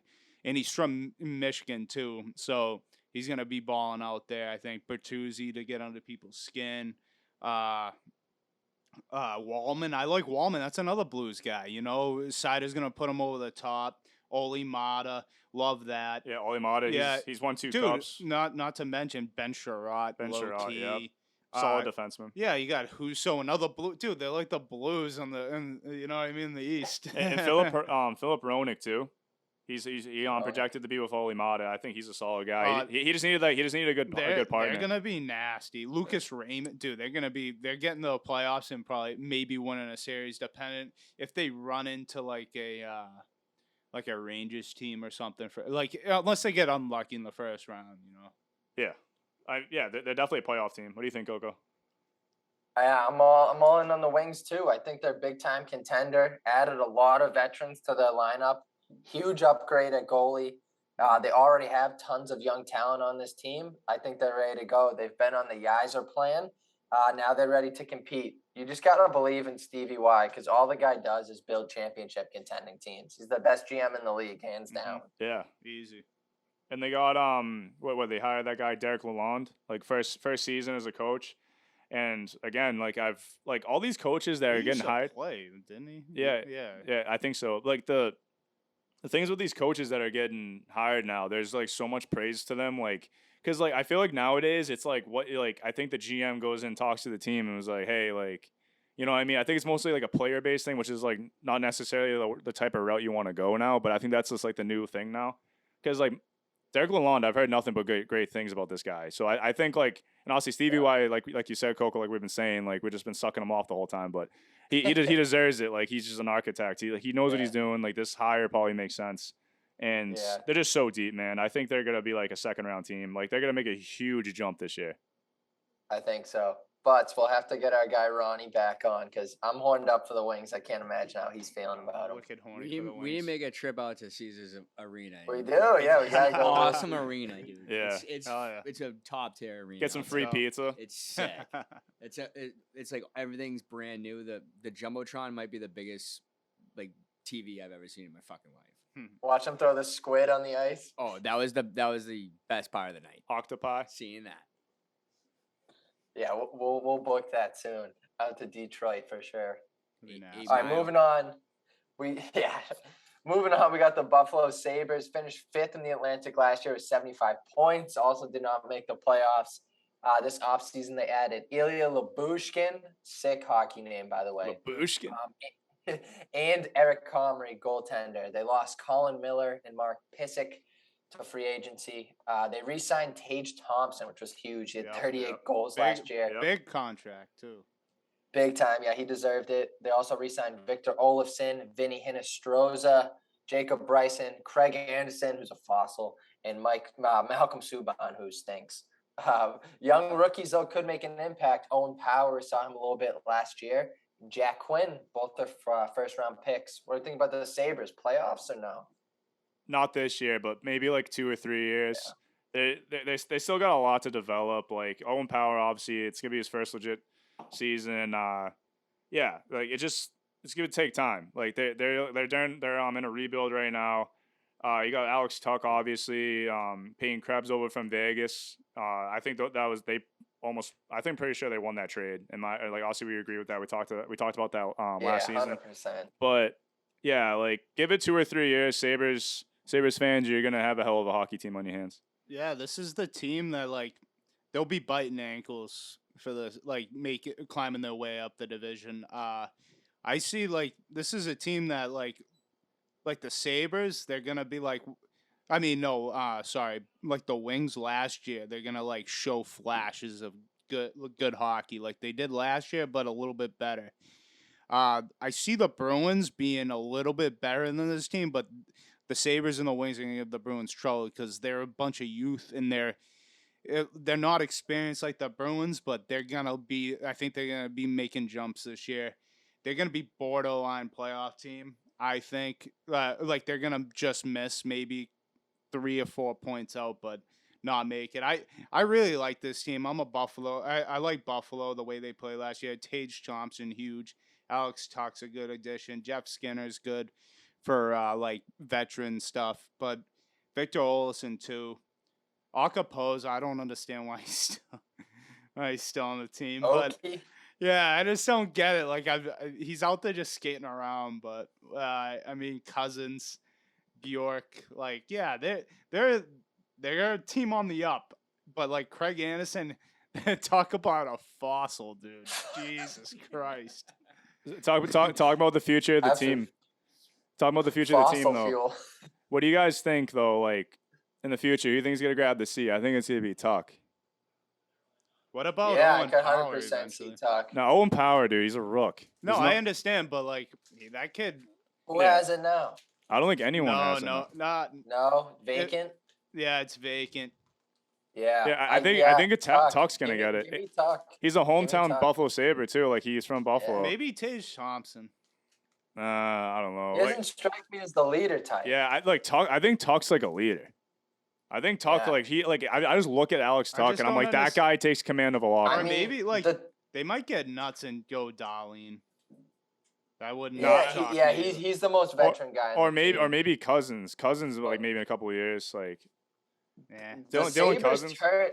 The Sabres turnaround started when Tuck joined the squad. Yeah, that's what I'm saying. When I they think- started to pick it up. So Yeah. he must have a voice in that locker room. Yeah. At least an A. But I could see him getting a Darlene C. will get the A, and I think Tuck will get the C. Yeah. But Sabres, no playoffs for them this year. They're too young. Yeah. Goaltending is a huge question mark. I mean, Yeah. You got a fossil, dude. yeah, an absolute fossil. Like, with, literally. Malcolm Subban, who's just friggin' traffic cone. They surprised a lot of teams last year. I don't think they make much of an improvement this year, though. 2 to 3 years from now, they'll be legit. It's a good time to be a Sabres fan. They're on the up and coming, but just not yet. All right, continuing on. This is probably the biggest one of the night. We got the Boston Bruins, who finished 4th in the Atlantic last year with 107 points, earned a wild card spot, but unfortunately bounced first round by Carolina in 7 games. In the offseason, they foolishly fired their head coach, Bruce Cassidy, as a scapegoat for the team's lackluster performance in the playoffs. New head coach Jim Montgomery will take over the reins this year, and he's going to have his work cut out for him. They added newcomers Pavel Zacha from the Devils and returned a familiar face in David Krejci. They did part ways with Eric Holla and Curtis Lazar. Potential rookies who could crack the lineup are Fabian Lysell and Johnny Beecher. What do we think, boys? Contender or pretender, the Boston Bruins? So the whole thing about it, like my whole thought process, obviously the Bruce Cassidy firing was just absolute fucking stupid. Whatever, but we gotta look at like the injuries that we're like had to deal with at the beginning of the season, and like how we're gonna have to try to hold on and just try to muster up wins while like you got McAvoy out, Marchand out, Grizzly. Well, Grizzly can stay out. Don't give a shit about that. But there's like so many like key like people that are not gonna be playing, and like you're probably gonna have the Brusque on the first line, which makes me want to throw up. But I don't know, like and like getting rid of Eric Holla, I think Eric Holla was a pretty solid third liner that we could have kept. But you can only do what we can do with what we have now. But I don't know, man. Like we're gonna be like scratching and crawling to the finish line, in my opinion, trying to even get a wild card spot. I think we definitely took a step back, in my opinion. What do you think, Vinny? Yeah, I mean Patrice Bergeron, the signing, getting him back for like literally nickels on the dime, like good, but it's you got to evaluate the whole roster. You can't just evaluate one person like it. Oh, Bruce Cassidy, you're the whole reason. No, you can't do that. Like I understand it's a front office and the owner said, "Hey, it's either you or the coach." It's an easy thing to do where you're like, all right, it's the coach, where it's actually not the coach. And it's people that are picking the groceries, so to say. I mean, like, they look pretty much the same as last year. It's like, guy like Craig Smith, I'd probably part ways with, it's getting, if you're resetting at this point, which it looks like they're kind of doing, except keeping a couple of the top, like old guys, like obviously Bergeron. You got Marchand, and I don't even want to say Krejci's name, but I have to because he's got an A next to his name, which means, yep. You got Taylor Hall, which is great. Great accessory. You got a guy like Nick Foligno, man. That's all I have to say. Making And he's supposed to have a fucking $4 million, a waste of money. Craig Smith, waste of money right now, I'd say. Chris Wagner, why is he on the roster? Oscar Steen, I like that. It's fine. No sick, get him out of here. It's kind of an embarrassing roster if you look at it. That kid, AJ Gray, I'll get positive, can play. that kid's good. He really can He looked play. real good the other night. You know what they signed him for too, big contract too. He's not making a vet minimum, I'll tell you. He's making, I think it's 2 years. 1 second, I have it pulled up here. AJ Gray 2 year 1.5. So they actually have high hopes for him, which I from what I saw the other night looked really good. The defense is a cluster. Absolute clusterfuck, if you ask me. They got too many small guys, and they got it's all over the place. Like, they got this guy Nick Wolf, Kai Wisman. It's like they don't know who can play defense or not. But they got Grizzlick here, the AHL. Mike Callahan, though, I think he looked good the other night. I'm not even like high slot bump, whatever. Kid actually looks like he can play, and then you got this kid, Connor Carrick, which I think he might be legit competing for Grizzlick's job. He had good numbers last year. Yeah, Akan. He's had some looks. Maybe you can pull it together. Forward. He's got to be. Look, oh my God! Don't leave on my. Don't. What did you say? What were you gonna say? No, so don't leave on my boy Saboro though. No, Saboro. No. He'll be all right. No. He's top six. That's my guy. Our goalies are solid, but the thing is, Mr. Brandon Carlo, you're on the hot seat, bud. Yeah, don't be talking shit about Bruce Cassidy made you play bad the last couple of years. That's all on you, buddy. Nothing else. So don't be throwing Bruce Cassidy on the bus. Oh, he yelled at me before I got on the bus. Got on the bench. I'm sorry. You get paid to play hockey. This ain't high school hockey where you play and people have to be nice to you. You get paid a lot of money to do this. It's the Indian, not the arrow. I mean, where the Bruins went wrong is draft picks who never panned out in some of these fucking contracts that are atrocious. Nick Foligno making $4 million to do what? Sit on the fucking score 2 goals. He's babysitting everyone's kids. Goals and playing the fourth line. Yeah, he's a fucking babysitter. Yeah, he's like, how much you want to bet? Like, Bergie's like, yo, I'm about to bring the boys out. Like, do you want to stay back? Like, you can take care of the kids. Like, you can like take care of my kids or something. Like, my wife's coming with me. Like, you mind just staying back? Like, you know what I mean? Sure he's a good dude. I'm sure he's a good dude, but he stinks at hockey, dude. And he's getting paid $4 million to do it. In his heyday, he was nasty, though. He just doesn't have it anymore. Yeah. I mean, we got him way past his prime. I want to say, like, Grizzlick's the worst contract, but it's not. Nick Foligno's worse. Nick Foligno is by far the worst. Yeah, he's... And I'm sorry, I know everyone loves him. Charlie Coyle, $5 million, dude. I don't care if Wait, you mean Fuck Grizzlick? Waymo, dude. Oh, no, you talking Coyle? Oh, Coyle. Okay. Yeah. Yeah, Waymo stinks. Dude, $5 he's getting million paid for a $5 million third to be our third line center. That's a lot of money in the NHL. What's the most goals he's scored in a season? He's never even sniffed 20. There's no fucking Not chance. 20. Maybe like 15. Yeah. Nosik's getting $2 million for what? Nothing. Sitting on the fourth line. Yo, he didn't even play in the last preseason game. No, he might get cut. Yeah. And then Linus Elmark's getting $5 million to be our backup goalie. Yeah, that's awful. a joke. Yo, it's a debacle, we dude. screwed the pooch, dude. We screwed the pooch with draft picks and these horrible contracts, and now we can't do shit. I mean, we're lucky Bergie fucking threw us a bone and was like, yeah, I'm a good dude, and I've been in Boston my whole career. Oh, yeah, I'll basically play for free. It's like a country club, dude. Good luck signing Pasternak. I don't know how we're gonna pull that off. Oh, did you hear his interview? He said he wants to be 2 here, weeks? but No, he said, smoke. Dude. I think he's blowing smoke. Dude, he pulled his wiener out on the table and said, "Bruins, Dude, he put it all out there. He's like, "Oh, this is the place that I met my girlfriend. I grew up here." Dude, no one just puts that out there and just says that stuff. He's coming back. I only see if the ink is there. No, it's gonna happen.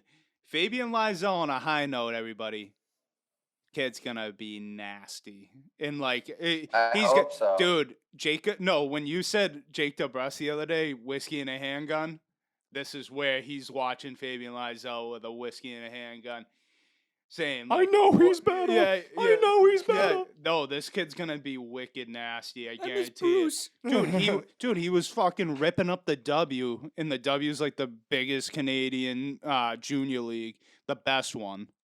And then we can't even see him last year because fucking they buried him, threw him back to Yeah. juniors. They'll probably bury him again this year, dude. I doubt he even No, sniffs he the didn't get ice. cut. He didn't get cut. Nah, I think we were seeing this. No, shit. he's gonna play because he like fucking Sweeney and Cam nearly got to do something, dude. They got to show us what they got.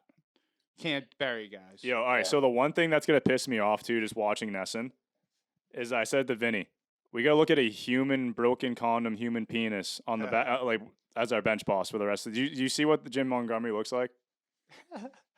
He's not a sight for sore He's a eyes. chode, dude. He's like Oh, yeah, he's 5'10", bald. dude. He's like 5'10". He's bald as Like, shit.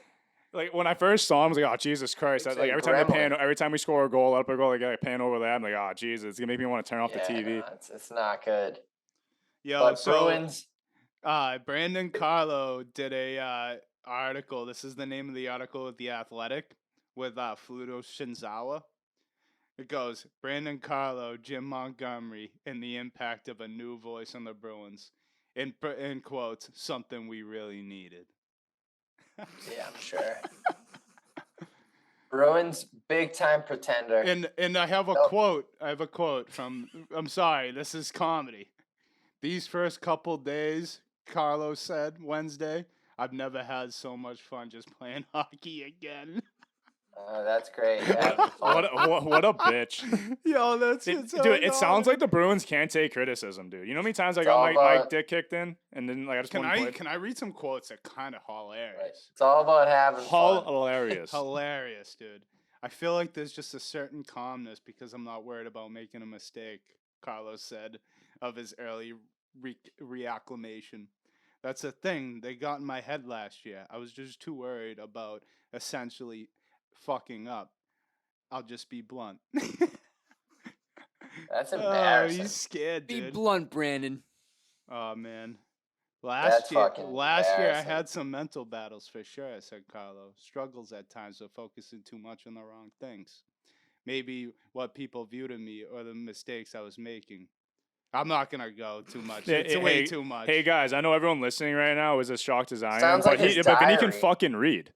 I know Yeah. people are shocked. Like a lot of people at home, like, "Oh shit, Vinny can read. This is unbelievable. I didn't know it either." Oh, this one right here. It's all about improvements. It's all about improvements. Carlo has yet to play a minute for Jim Montgomery.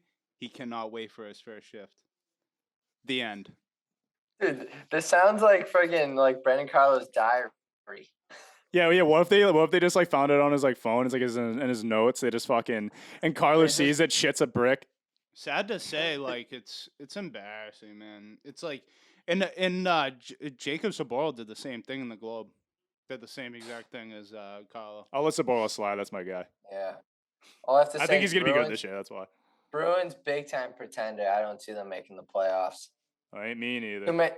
too many injuries to start the year. They might slide in because the division is. I mean, I think they might slide in the last spot, if anything. I don't know. I got Ottawa and Detroit over them, and we haven't Yeah, talked about maybe, the top yeah, three yet. maybe. So There's a lot of better teams than us in the Atlantic. The Atlantic's Yeah. pretty good, dude. yeah, why don't we move on and wrap up the Atlantic? We got the top three to talk about. So last year, Tampa Bay Lightning had a third place finish in the Atlantic, and were Stanley Cup runner-ups after losing to the Colorado Avalanche in 6 games. They added a few new faces with Vladislav Nemastenkov, Ian Cole, Philippe Myers, and Hayden Fleury. They did lose a couple key pieces in their multiple Stanley Cup runs with Andre Palat and Ryan McDonough, which I thought was a head scratcher. The Lightning have built a dynasty, no doubt about it. But what do we think about the Bolts making a 4th straight Cup run this year? I don't see it. I see them going at least second round. I don't. I think this is the year that they're gonna come back down to earth because I think they took a step back too. Like you said, Ryan McDonough, head scratcher in my opinion too, with how he how they just trade him to the Predators. Sorelli has a shoulder injury, Bogosian shoulder injury. Those are two pretty good big pieces on either forward and D core. Sergachev's gonna have to step up here. He's never been like a top four defenseman. He's always usually been like a 5-6 guy. But now with the departure of Ryan McDonough, he's gonna have to step up and be that second, third defenseman. But like the forward core, like it's pretty much the same. Like you got Stammer, Point, Kucherov. That's a hell of a first line. Killorn, Nick Paul, like projected second line center, which is kind of iffy because they're losing that Andre Palat narrative there on the second line. So I don't think Nick Paul is a second line center. If you can disagree if you want, but I think he's a third line guy. I don't know. It's not gonna be the same look as last year, the last 2-3 years, in my opinion. But obviously you got Vasilevsky back there. Like Vasilevsky is just probably like top 2 on the team as like best player and like being an important player. But in my opinion, I think they stepped back a little bit. Yeah, I mean, it was tough for the Lightning because they were handcuffed by the salary cap this offseason. They signed Nick Paul, Sorelli, and Sergachev and Cernak to 7 and 8 year deals. They locked up their core. It was a rather quiet offseason for the Bolts, but we've all heard that saying, if it ain't broke, don't fix it. And Yep. I think that's what the Bolts kind of live by. They have their core guys who have been responsible for the success in the past. So I don't think there was a need to make any big moves for them this offseason. They were 2 wins away from another Stanley Cup, went toe-to-toe with a wagon of the Colorado Avalanche had last year. Probably one of the best teams in recent 10 years. It had to be, easily. And the Bolts were banged up for pretty much that entire playoffs, which a lot of people didn't realize. There's no such thing as a sure bet, but I'd bet my mortgage that the Bolts are back in the playoffs this year. And I think their eyes are set on bringing Lord Stanley back to Tampa Bay. I mean, they're the Lightning. And until someone takes them out officially, I got to see it from my own eyes. I'm big on the Lightning again. Yeah, they're definitely probably gonna make it in. I like you said, they kept the core together. They're really just adding role guys. It seems like to the team. I love the Nick Paul signing long term. It might be a little too long, but I mean they have a lot of older guys, so they might need it in the long term. You got Vasilevsky, no brainer, like just holding it down. I love their defense. Their defense just it's not gonna. I don't think it's really gonna hurt them like at all. Like, I don't know. They kind of got weak on the looking at the decor right now. They're kind of weak. I don't know. I think they kind of got weaker. I think a guy like Kale Foot's gonna like maybe step up. In Hayden Fleury, I mean, I know he was on Seattle last year, trash team. Ian Cole's a good defenseman, a veteran guy. Cernak, yeah. I just. They're gonna be a playoff team, well, obviously, I just don't think they're gonna make it to the cup again. I think they're gonna be at least conference finals. Yeah, I agree with the conference finals. So too, yeah. I agree with conference finals, but I don't know if they can make it to the 4th straight Stanley Cup. I think that's just asking a lot. You know what I mean? Especially just because, But they could be hungry. Like you got a guy like Stamkos as their captain, and he just wins, man. He's just always in the mix. Yeah, just I was a betting man, I'd have to put my money on the Lightning just because that's all they do. They win, and someone's got to take them out before I can start to go against them. I don't want to be the person who does go against them. And the Corey Perry is the biggest mush of all time, dude. As long as he's on the he's gone. Oh, true. Yeah, maybe that's a fact. It's just looking at this roster, like if they had a healthy Braden Point in that cup, that could have been a different story too. That's what I'm saying. They were banged up, and they almost got past the Avs, and then the Avs were loaded. So yeah, oh yeah, Tampa's running it back. They're running it back. Yeah, they're gonna make it. All right, why don't we talk about the Toronto Maple Leafs, who were the Atlantic Division runners-up with 115 points in the regular season. I mean, they were busy as anyone could be this offseason, adding several guys, including Cale John Krok, Nicholas Abukubel, Adam Gaudet, Victor Met, Jordy Ben, Matt Murray, Ilya Samsonov, and multiple guys that packed their shit and left town, included Ilya Mikhaev, Jason Spezza, Colin Blackwell, Andre Kase, Ilya Labushkin, Jack Campbell, and Peter Mrazek. What do we think, boys? Is this the year the Leafs finally get out of the first round? I mean, like from their forward core to their D core, yeah, like they look like they have a good chance. But if Matt Murray's your starting goaltender, do you really think he's gonna win you a playoff series? Matt Murray like has been injured on like every year the past 3 or 4 seasons ever since. Like, yeah, he won back-to-back cups with the Penguins, but whatever. Like, he's a lot of mileage, man. Like, I think he's in his like early to mid like 30s or something like that. And like again, like it's all about staying healthy, man. In the playoffs or just in general in the sport. Samsonov is a backup, but like especially if like I don't like that 1-2 punch there. That's all I'm gonna say. Like, I think the goaltending is a massive head scratcher. I don't even know why they got Matt Murray. But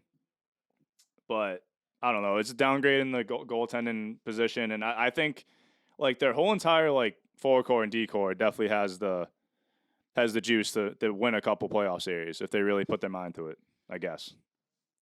Yeah, they haven't improved at all, if you ask me.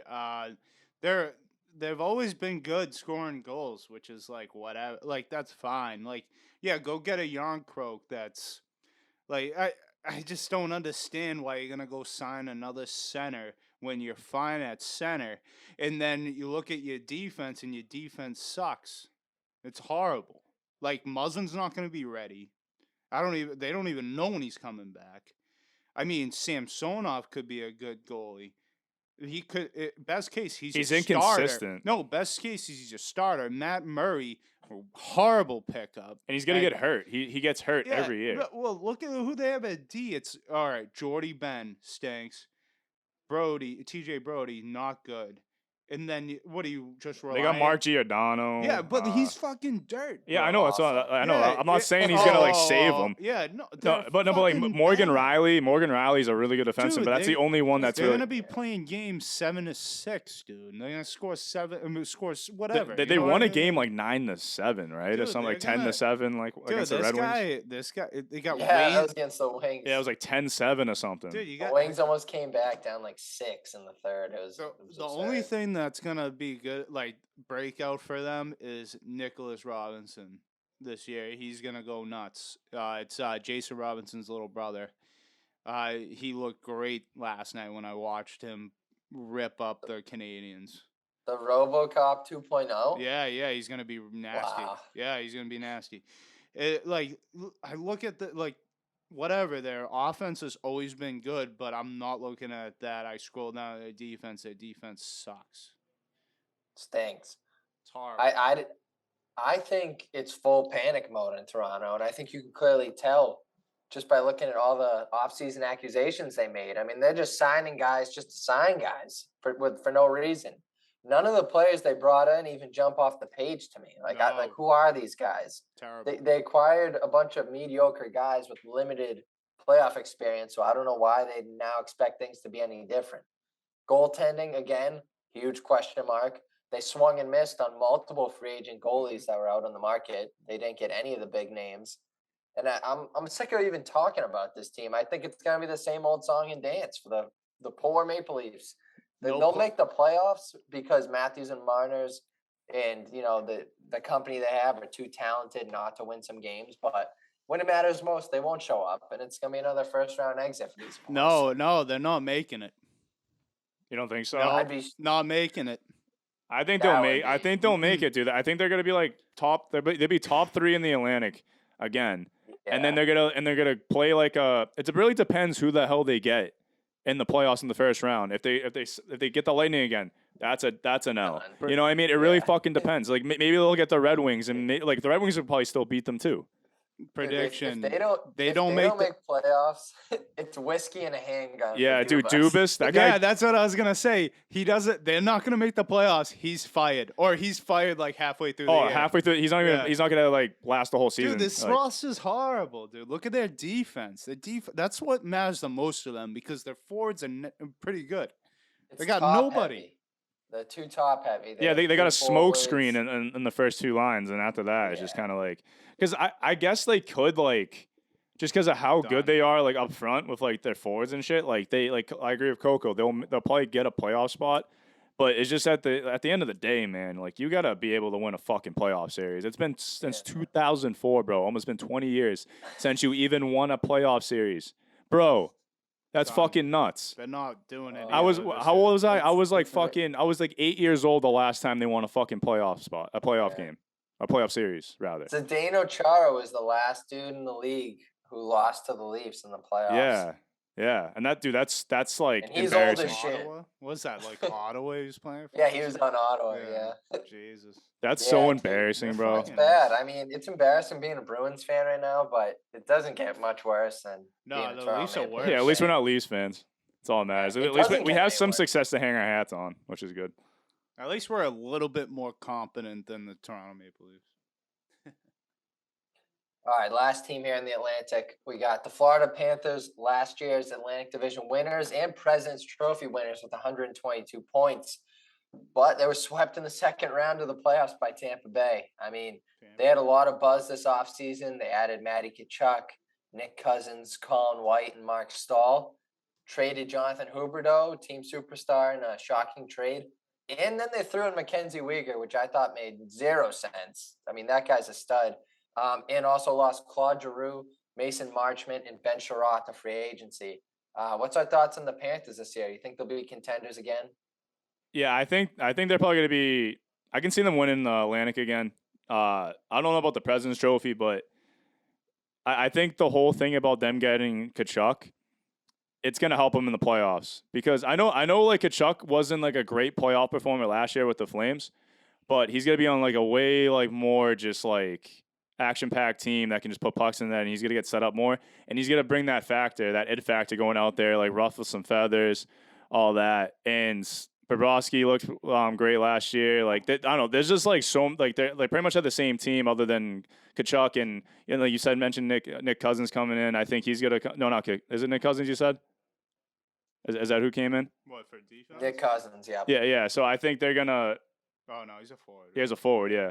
I think like those two guys coming in is gonna help him out immensely when it comes to just like being more rough around the edges. Because last year they were just like, oh yeah, flashy, all this stuff, like run and gun. Like that's not gonna get you anywhere in the playoffs, especially against like the Lightning and all those deep teams that like know how to win playoff series. So I think they improved a little bit, in my opinion. Yeah, I agree with what you said, Coco. Makes no sense getting rid of Uyghur because looking from right here, I don't even know if they have a solid top four at all. Defensemen. They got Ekblad, Delzato, Forsling, and Brandon Montour. And then they got Mark Stahl, who's a fossil, almost actually. He's 87. He's not that old, but from what I've seen, he's not that great anymore. The forwards are looking good though. They picked up isn't Colin White and Chris Turney Senator guys too? Yeah, Colin White. Yeah. He's a local guy. He's from Boston.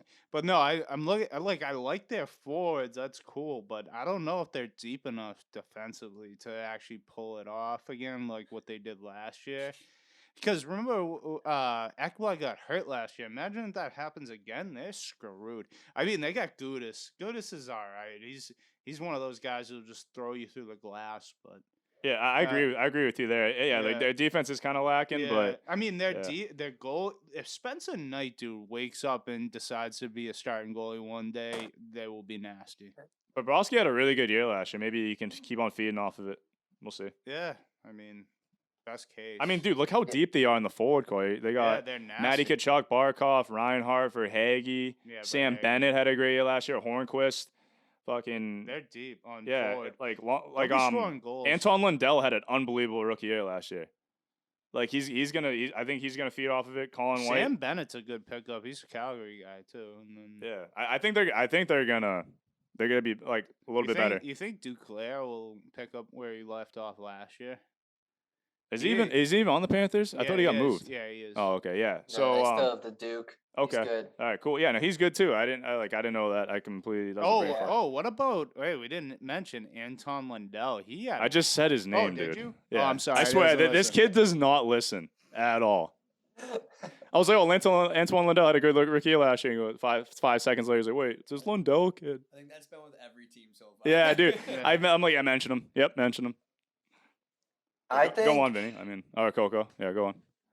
the Panthers are a tough one for me because it's all about making adjustments for them. I mean, they did beef up their lineup. They added in more grit for sure. But if they're gonna try and run that same style that they did last year, the run and gun approach, it worked in the regular season, but it completely backfired on them in the playoffs. Oh yeah. Yeah, I don't like that style at all. I don't like, all offense, all in, and let up 7 goals and try and win games 8-7 or 6-5 and shit. Because you're gonna run into teams who are just, better and have better structure, like some better organizations in this division. If they're gonna run with that, I think the Panthers take a step back. I think they finish 3rd or 4th in this division. All right. Yeah, that's fair. But also, Coco, you got to think Paul Maurice coming in first year coach. He's a defensive-minded guy. He's gonna go in there. He's gonna turn around like Matt Kachuk. He's not really like. I mean, yeah, he can score goals, but he's a defensive-minded forward if you make him do it. You know. He's the grit. He's the grit. They had a little coaching issue last year. Started out with Quinville. He didn't last too long because of some other shit. But yeah, if they're gonna make adjustments and they're gonna go more defensive minded approach, I think they'll be a great team. But if they're gonna do that same shit, I don't like it. I don't like that style. Yeah, once they lost who was the coach you were talking about? Quinville. Yeah, Quinville. When they lost Quinville and then they had to go to Anthony he used to play what the hell is his name? But anyway, when they went to him, like they fell right off the wagon. Because he's such a good coach, Quinville. It really matters. Like you got like Paul Maurice, I like how you guys said like he is a defensive guy. Because when he was coaching Winnipeg, they were locked down. Yeah. They didn't score much, but they were locked down. It could be exactly what they need. Yeah. I agree. Yeah, same. They just gotta tighten up defensively. All right, Atlantic Division winners. Who you guys got? You can go first, Vinny. What do you think? Lightning. I'm also on the Lightning. I can't go against them. And my boys last year, I'm riding with them again. Yeah, I'm in between 2 teams now, but take somebody else, Bob. Do it. You won't. I mean, like the other team that like it's all right. I'll like going on a limb here. I have a feeling the Red Wings are just gonna come out of it. I love it. They're gonna come to true form this year, dude. They're gonna be an absolute dark horse. I think they might. I think they might win the Atlantic. Dude, I like it, dude. I don't know, man. Like I have ring a feeling. The bell. I can feel it in my plums. I can feel it in my plums. I'll be rooting for that one too. Yeah, I love the Wings this year. Yeah, I just think, man, Stevie Y, he's cooking up something good over there. He's chefing it up. Ville Husso. Something special brewing in Detroit. Like I said, like Will Ferrell, I can feel it in my plums. I think it's happening. Can you feel your plums? Oh man, nah. All right, there's our predictions. Eastern Conference season preview. We'll come at you with the Western Conference season preview next week. Real quick, let's do Heat or Delete and wrap up today. Snipsky, this was your idea, your segment. So why don't you lead us off? Yeah, what do you got for Heat?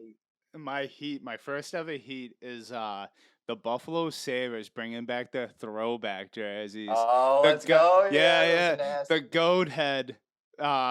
It's been a while. I don't know how long exactly, but I think it was like 05, 06 they got rid of them.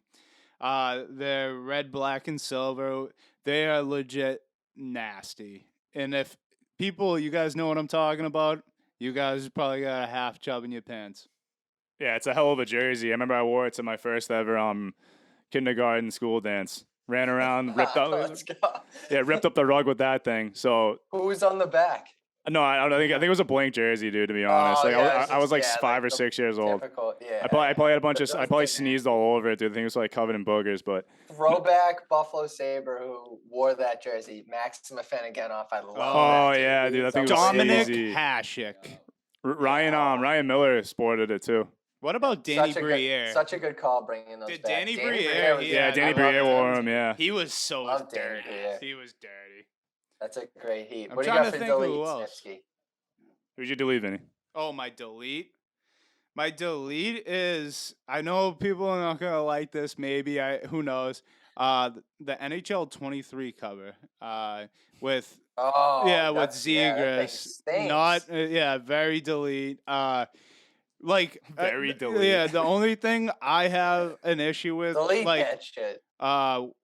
what's like nothing with I the thought girl. it was a nothing, joke. nothing with the girl or anything. I'm gonna pull up And her Vinny's name. Just I sexist. don't. Yeah, That's a Sarah. rumor. No, so Sarah Nair's fine. That's cool. She's nasty. Yeah, Yeah, no, she's sick. yeah, no, that's fine. But like, obviously, it probably should have been Kale motherfucking Makar. Yeah, that's Like, kind of bugging. how, That wasn't like, him. come on. I know you're trying to appease like little kids because he can like he can put the puck on his stick and like throw it in the net. Yeah. But that's not like Yeah. that ain't it. If you ask me, Yeah, they're shoving Zegras down our throats, dude. It's just kind of like, I'm- all right, like he hasn't I'm even legit- made himself in the show yet. Like, Dude, really. I'm legit turned into torts. I coach skills and kids No, were you doing doing that this? shit. Dude, kids were doing that shit, and I was ripping them a new one. I'm like, what the fuck is that shit? Yo, the I'm like, you kids, think that's gonna work in a game? Coco, the kid's legit like about to do this, and Coco slashes his stick Yeah, and just, like breaks the two-hand him, kid's breaks the stick in half. And he goes, "Get the fuck out of here!"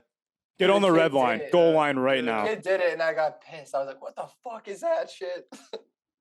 Yeah, I mean, But pulled that is that my shit again. my first heat in delete. Love it. Bob, what do you got? I mean, I'll go with my delete first. I just don't like the whole sponsorship shit that's going on with the jerseys and stuff. Like the Toronto Yeah, Maple it Leaf stinks. sponsor thing looks so dumb. It's like just says Milk? milk. Like what the What the fuck fuck even is is that, dude? I tried googling it and I kept on just getting glasses of milk. Like I couldn't even find out like what the fuck was sponsoring them, dude. Me too. I had no idea You know, what it was. like if you want to get the like milk and then put Canada next to it. I because did that too. Oh, really? Didn't Yeah, have- and it didn't showed like work? a Canadian cow with its udders and shit. Huh. Yeah, I don't know, man. Like that's my delete. I'm assuming you guys agree with that. I think the fucking sponsorships look stupid. it Yeah. stinks. What It's are a we money going to be grab. Czech in the next couple of years? Yeah, It's it's just a all money money, grab. though. It That's sucks. like we were I saying- understand that, but it looks dumb. No, but like that's where the extra money's coming from. Like how we were talking about earlier with like the extra 10 million on the cap. That's probably part of it too. That's mostly the TV deals, though. Yeah, no, I mean, it's, we can probably get away with not putting fucking milk on our jerseys. it's their choice though. Toronto. Yeah, fuck them. Yep. So what was your heat? My heat? I don't really have a heat right now. I didn't get that far. What do you got, Coco? I don't really have a heat right now. I know wouldn't- it. Coco, instead of my heat, should I do my fun fact for my I get- heat? This thing's heat. I can give you a Yeah. Do your fun Yeah, fact. dude. My fun fact is heat. Like you guys will love this. Yeah. Rip it. This is sick, dude. Japanese golfers have hole-in-one insurance. What the Dude, fuck just does that listen. No, mean? guys, just listen. All right?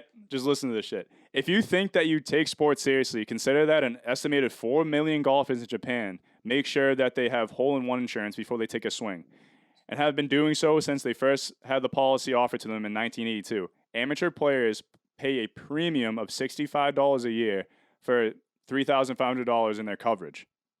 The extra cash comes in handy if a golfer nails the impressive feat of a hole-in-one and is expected to celebrate and pay for everyone's food and drinks when they hit the clubhouse.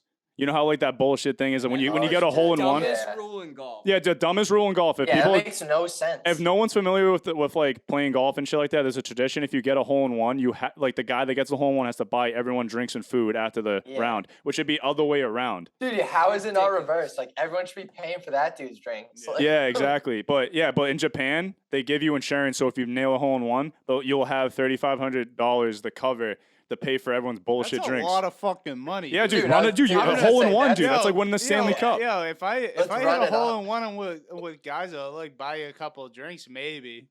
But that's it. You don't need $3,500. Isn't that a crazy fact, dude? I saw that. I was like, that's it. That is heat. That is It's heat. heat. though, dude. Hole That's in why, one dude. I was like, insurance. fuck, I don't have a heat, and I looked at him. I'm like, oh fuck, I got one right here. All right. Yeah. So it worked No, out. that's sick. Yeah. Hole in one Can I insurance is can I great, get 'cause like after that's the Coco worst goes? rule in golf. After Coco goes, can I give an honorary heat? Yeah, I go got ahead, you. go ahead. So I went completely non-hockey related.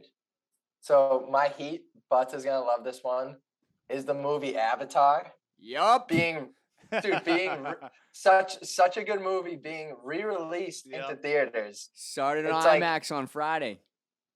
3D, right? It was How sick fucking was that? nuts. Take some shrooms, go in there. Dude, fucking insane.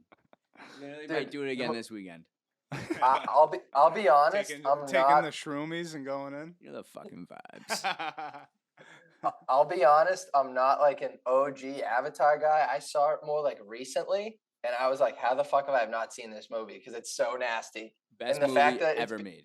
The fact it's being re-released into theaters years later. That shows just how sick it how is. good it is. Yeah, Shows yeah. how sick it is. The second one like- comes out in like I believe January, and if you don't think Oh, I'm they're pumping camping people out up, for yeah. that Oh. fucking opening night, you're nuts. 100%. Dude, the animation in that movie is absurd. Abs- It's the highest selling movie of all time, isn't it? yeah. Don't quote me on that, No, but I'm pretty it sure is. it's something like that. It's James Cameron, That's my how uncle. nasty it James is. Cameron, the director. It's our uncle. Yep, James Cameron. Yeah. He's Yeah, Yeah, nasty. if he was director. our Yeah. uncle, we wouldn't be fucking working. I'll tell you that much. And I mean, if you're looking for a good time, I don't know this from experience or anything, but if you take some of those magic mushrooms, watch that movie. Oh, yeah. There's honestly nothing better than that. Nothing So, better. Movie Avatar is my heat. Delete is hurricanes, not the Carolina Hurricanes, just like the natural disaster hurricanes. Dude. Because the shit going down in Tampa Bay right now with Hurricane Ian is fucked, dude. Like, what's the purpose of hurricanes? Like, they just come and just fucking destroy cities. Yeah, it just built up from like near the Caribbean. What was it, like 3 storms that just formed? You ever seen that movie, The Yeah. Perfect Storm, with George Clooney No, I and have shit? It's like not. the same exact thing, dude. I don't know, Dude, like like- people out there listening. I'm assuming it was a really good movie. It was like mid to late '90s. Mark Wahlberg's in it. It's a good Yeah, movie. yeah. Like Yeah, but he that's ends up, exactly like- what happened, dude. It's like 3 Well, storms came together. Cross the harbor. Yeah. Spoiler alert: Mark Wahlberg dies at the end. And he never dies. If we could just delete hurricanes, like no need for it, dude. Just ruins people's like homes, ruins cities, like Hurricane Katrina, Hurricane Sandy, now Hurricane Ian. And if I was ever in the area and they were like hurricane warning, dude, I'd be shitting my pants. I'd be like, I'm getting the fuck out of here. Like, I'm not sticking around for that. Are you Delete- kidding me? delete Pack up the that- truck and get Some going. of those videos are nuts. Delete the nuts. hurricanes, especially in Carolina. Yeah, no shit. Boo. fucked too, Dude, it's fucked. People like, leaving behind like their dogs and shit. Like, Yeah, during the dude. hurricane. Like, what the fuck is that, dude? Yeah, I that's saw that. shady. That's wicked shady. I It's only fucked. saw one. That's like positive leaving your from- kid behind. Yeah, the right. fuck It's like, out. yeah, you're on your own, bud. See you later. Yo, they're more I like- helpless Pay some than catnip. fucking. You know what I mean? Yeah, no, a cat's getting left behind, 100%. But dog, no way. You gotta take No, that but like with the cat could like find like a way Would to like survive survive it. somehow. Yeah. Yeah. Yeah, you just come back, your house is just in rubbles, and the cat's just like still Yeah, chilling. the cat's like a cockroach, dude. It's not Eating going some anywhere, catnip. dude. Yeah, when dogs are domesticated, those things are like cannot Yeah, depend on themselves. Like those things are No. like they Yeah, need you. They're done. I did see one positive from the hurricane. There was like a video, and it was like a sewer that was like backed up, obviously, from the hurricane, and there was a bunch of golf balls Oh, coming at yeah. it. So, dude, imagine sitting there sifting through it, like, oh, I just got like a whole sleeve of Pro Just V get a ones. bag. dude. You can sell Yeah. them shits too, bro. You can make a coin off of that if you really want No, to. I'm Just refurbish losing. them. I'm losing all those balls. You kidding me? Send your Yeah. kid that just got a week off of school out there to do it while you're watching fucking football. Yeah. Hey, shithead. Get Yeah, I out. mean, if your electricity's working, Yeah. Yeah, that's my heat and delete for the week. Yo, See if you got an honorary one. You said? Butts, you got one? I honestly didn't think I was Yeah, gonna that's ask. fine. That's fine. Nah, Next that's- time. Next Yeah, time. you no, gotta no. be This is fair. the end of the show. You can talk. No. Yeah, exactly. I honestly didn't think I was Yeah, gonna you get can asked, if so you I'm want. chilling. You can if you want. We threw butts on the spot. Well, no, so my honor, it's another, since we went off the rails a little bit, this is gonna be like another hockey related heat. Is the center ice at Las Vegas Knights? If you guys Oh, seen oh that. yeah, that Yeah. thing's Yeah. sweet. Yeah. If Yeah. you The, like, you'll see it bronze if you gold. watch it, if you watch the games, but Yeah. the center ice is very like they changed the logo and everything. It looks nasty. Very Yeah, heat, it's very like, nice. It's like bronze. It's like yeah, it's bronze. bronzed kinda out. sick. It It's like looks off nuts. gold. Like Oh, I yeah. like it a lot. When I saw Yeah, it, I I was like fucked it. that. I was like, Yeah. that's he. Wait till we get into the Western Conference preview. Knights are gonna be a wagon. oh yeah. Oh, Butch, yeah. Butch Cassidy. Yeah, we're gonna be sucking off Bruce Cassidy next episode, just so you guys know. Big time. All right, I think it's time for us to sign off. As always, we'd like to thank our producer, HedgeBetter Technologies. They continue to revolutionize the sports betting industry. So if you haven't already, be sure to go check them out over at www.hedgebetter.com. That's www.hedgebetter.com. I do have to plug a couple of things real quick. Movember golf tourney in the works. Hell yeah. Got a couple confirmations from some courses today. Just waiting to sort out the dates and finalize that. Already big interest in that. I think we have, 17, 18 team captains already. Yeah, I already got a lot. Turnaround. That was nuts. So Movember golf tourney, sponsored by the High Slot. Donations are going to go out to the Movember charity, the leader in men's mental health. So yeah, it's going to be a great cause. Should be a great time. That should be second week in November, just around there. And then as always, the High Slot boys always have their merch available for sale. DM us, hit us up. We got plenty of shirts, plenty of hats. The boys are rocking the hats right now. I got the shirt on. Interested in a jersey? Up's on this side. Interested in a jersey? Hit us up. We got you for show. Anything else, boys? No, I mean, this was a blast, boys. I miss doing this. We'll just keep it going. High Slot to the moon, baby. Hell yeah. This would be back. Love to be back. Love to hopefully entertain people that are listening and, update everybody with the hockey. So thank you. Absolutely. Thank We you. hope you all enjoyed today's episode. Thank you for tuning in to another High Slot podcast. Be sure to check us out over on Twitter, Instagram, and TikTok at High Slot Podcast for more daily hockey content. Thanks, everyone. We'll see you next time. See you. Later.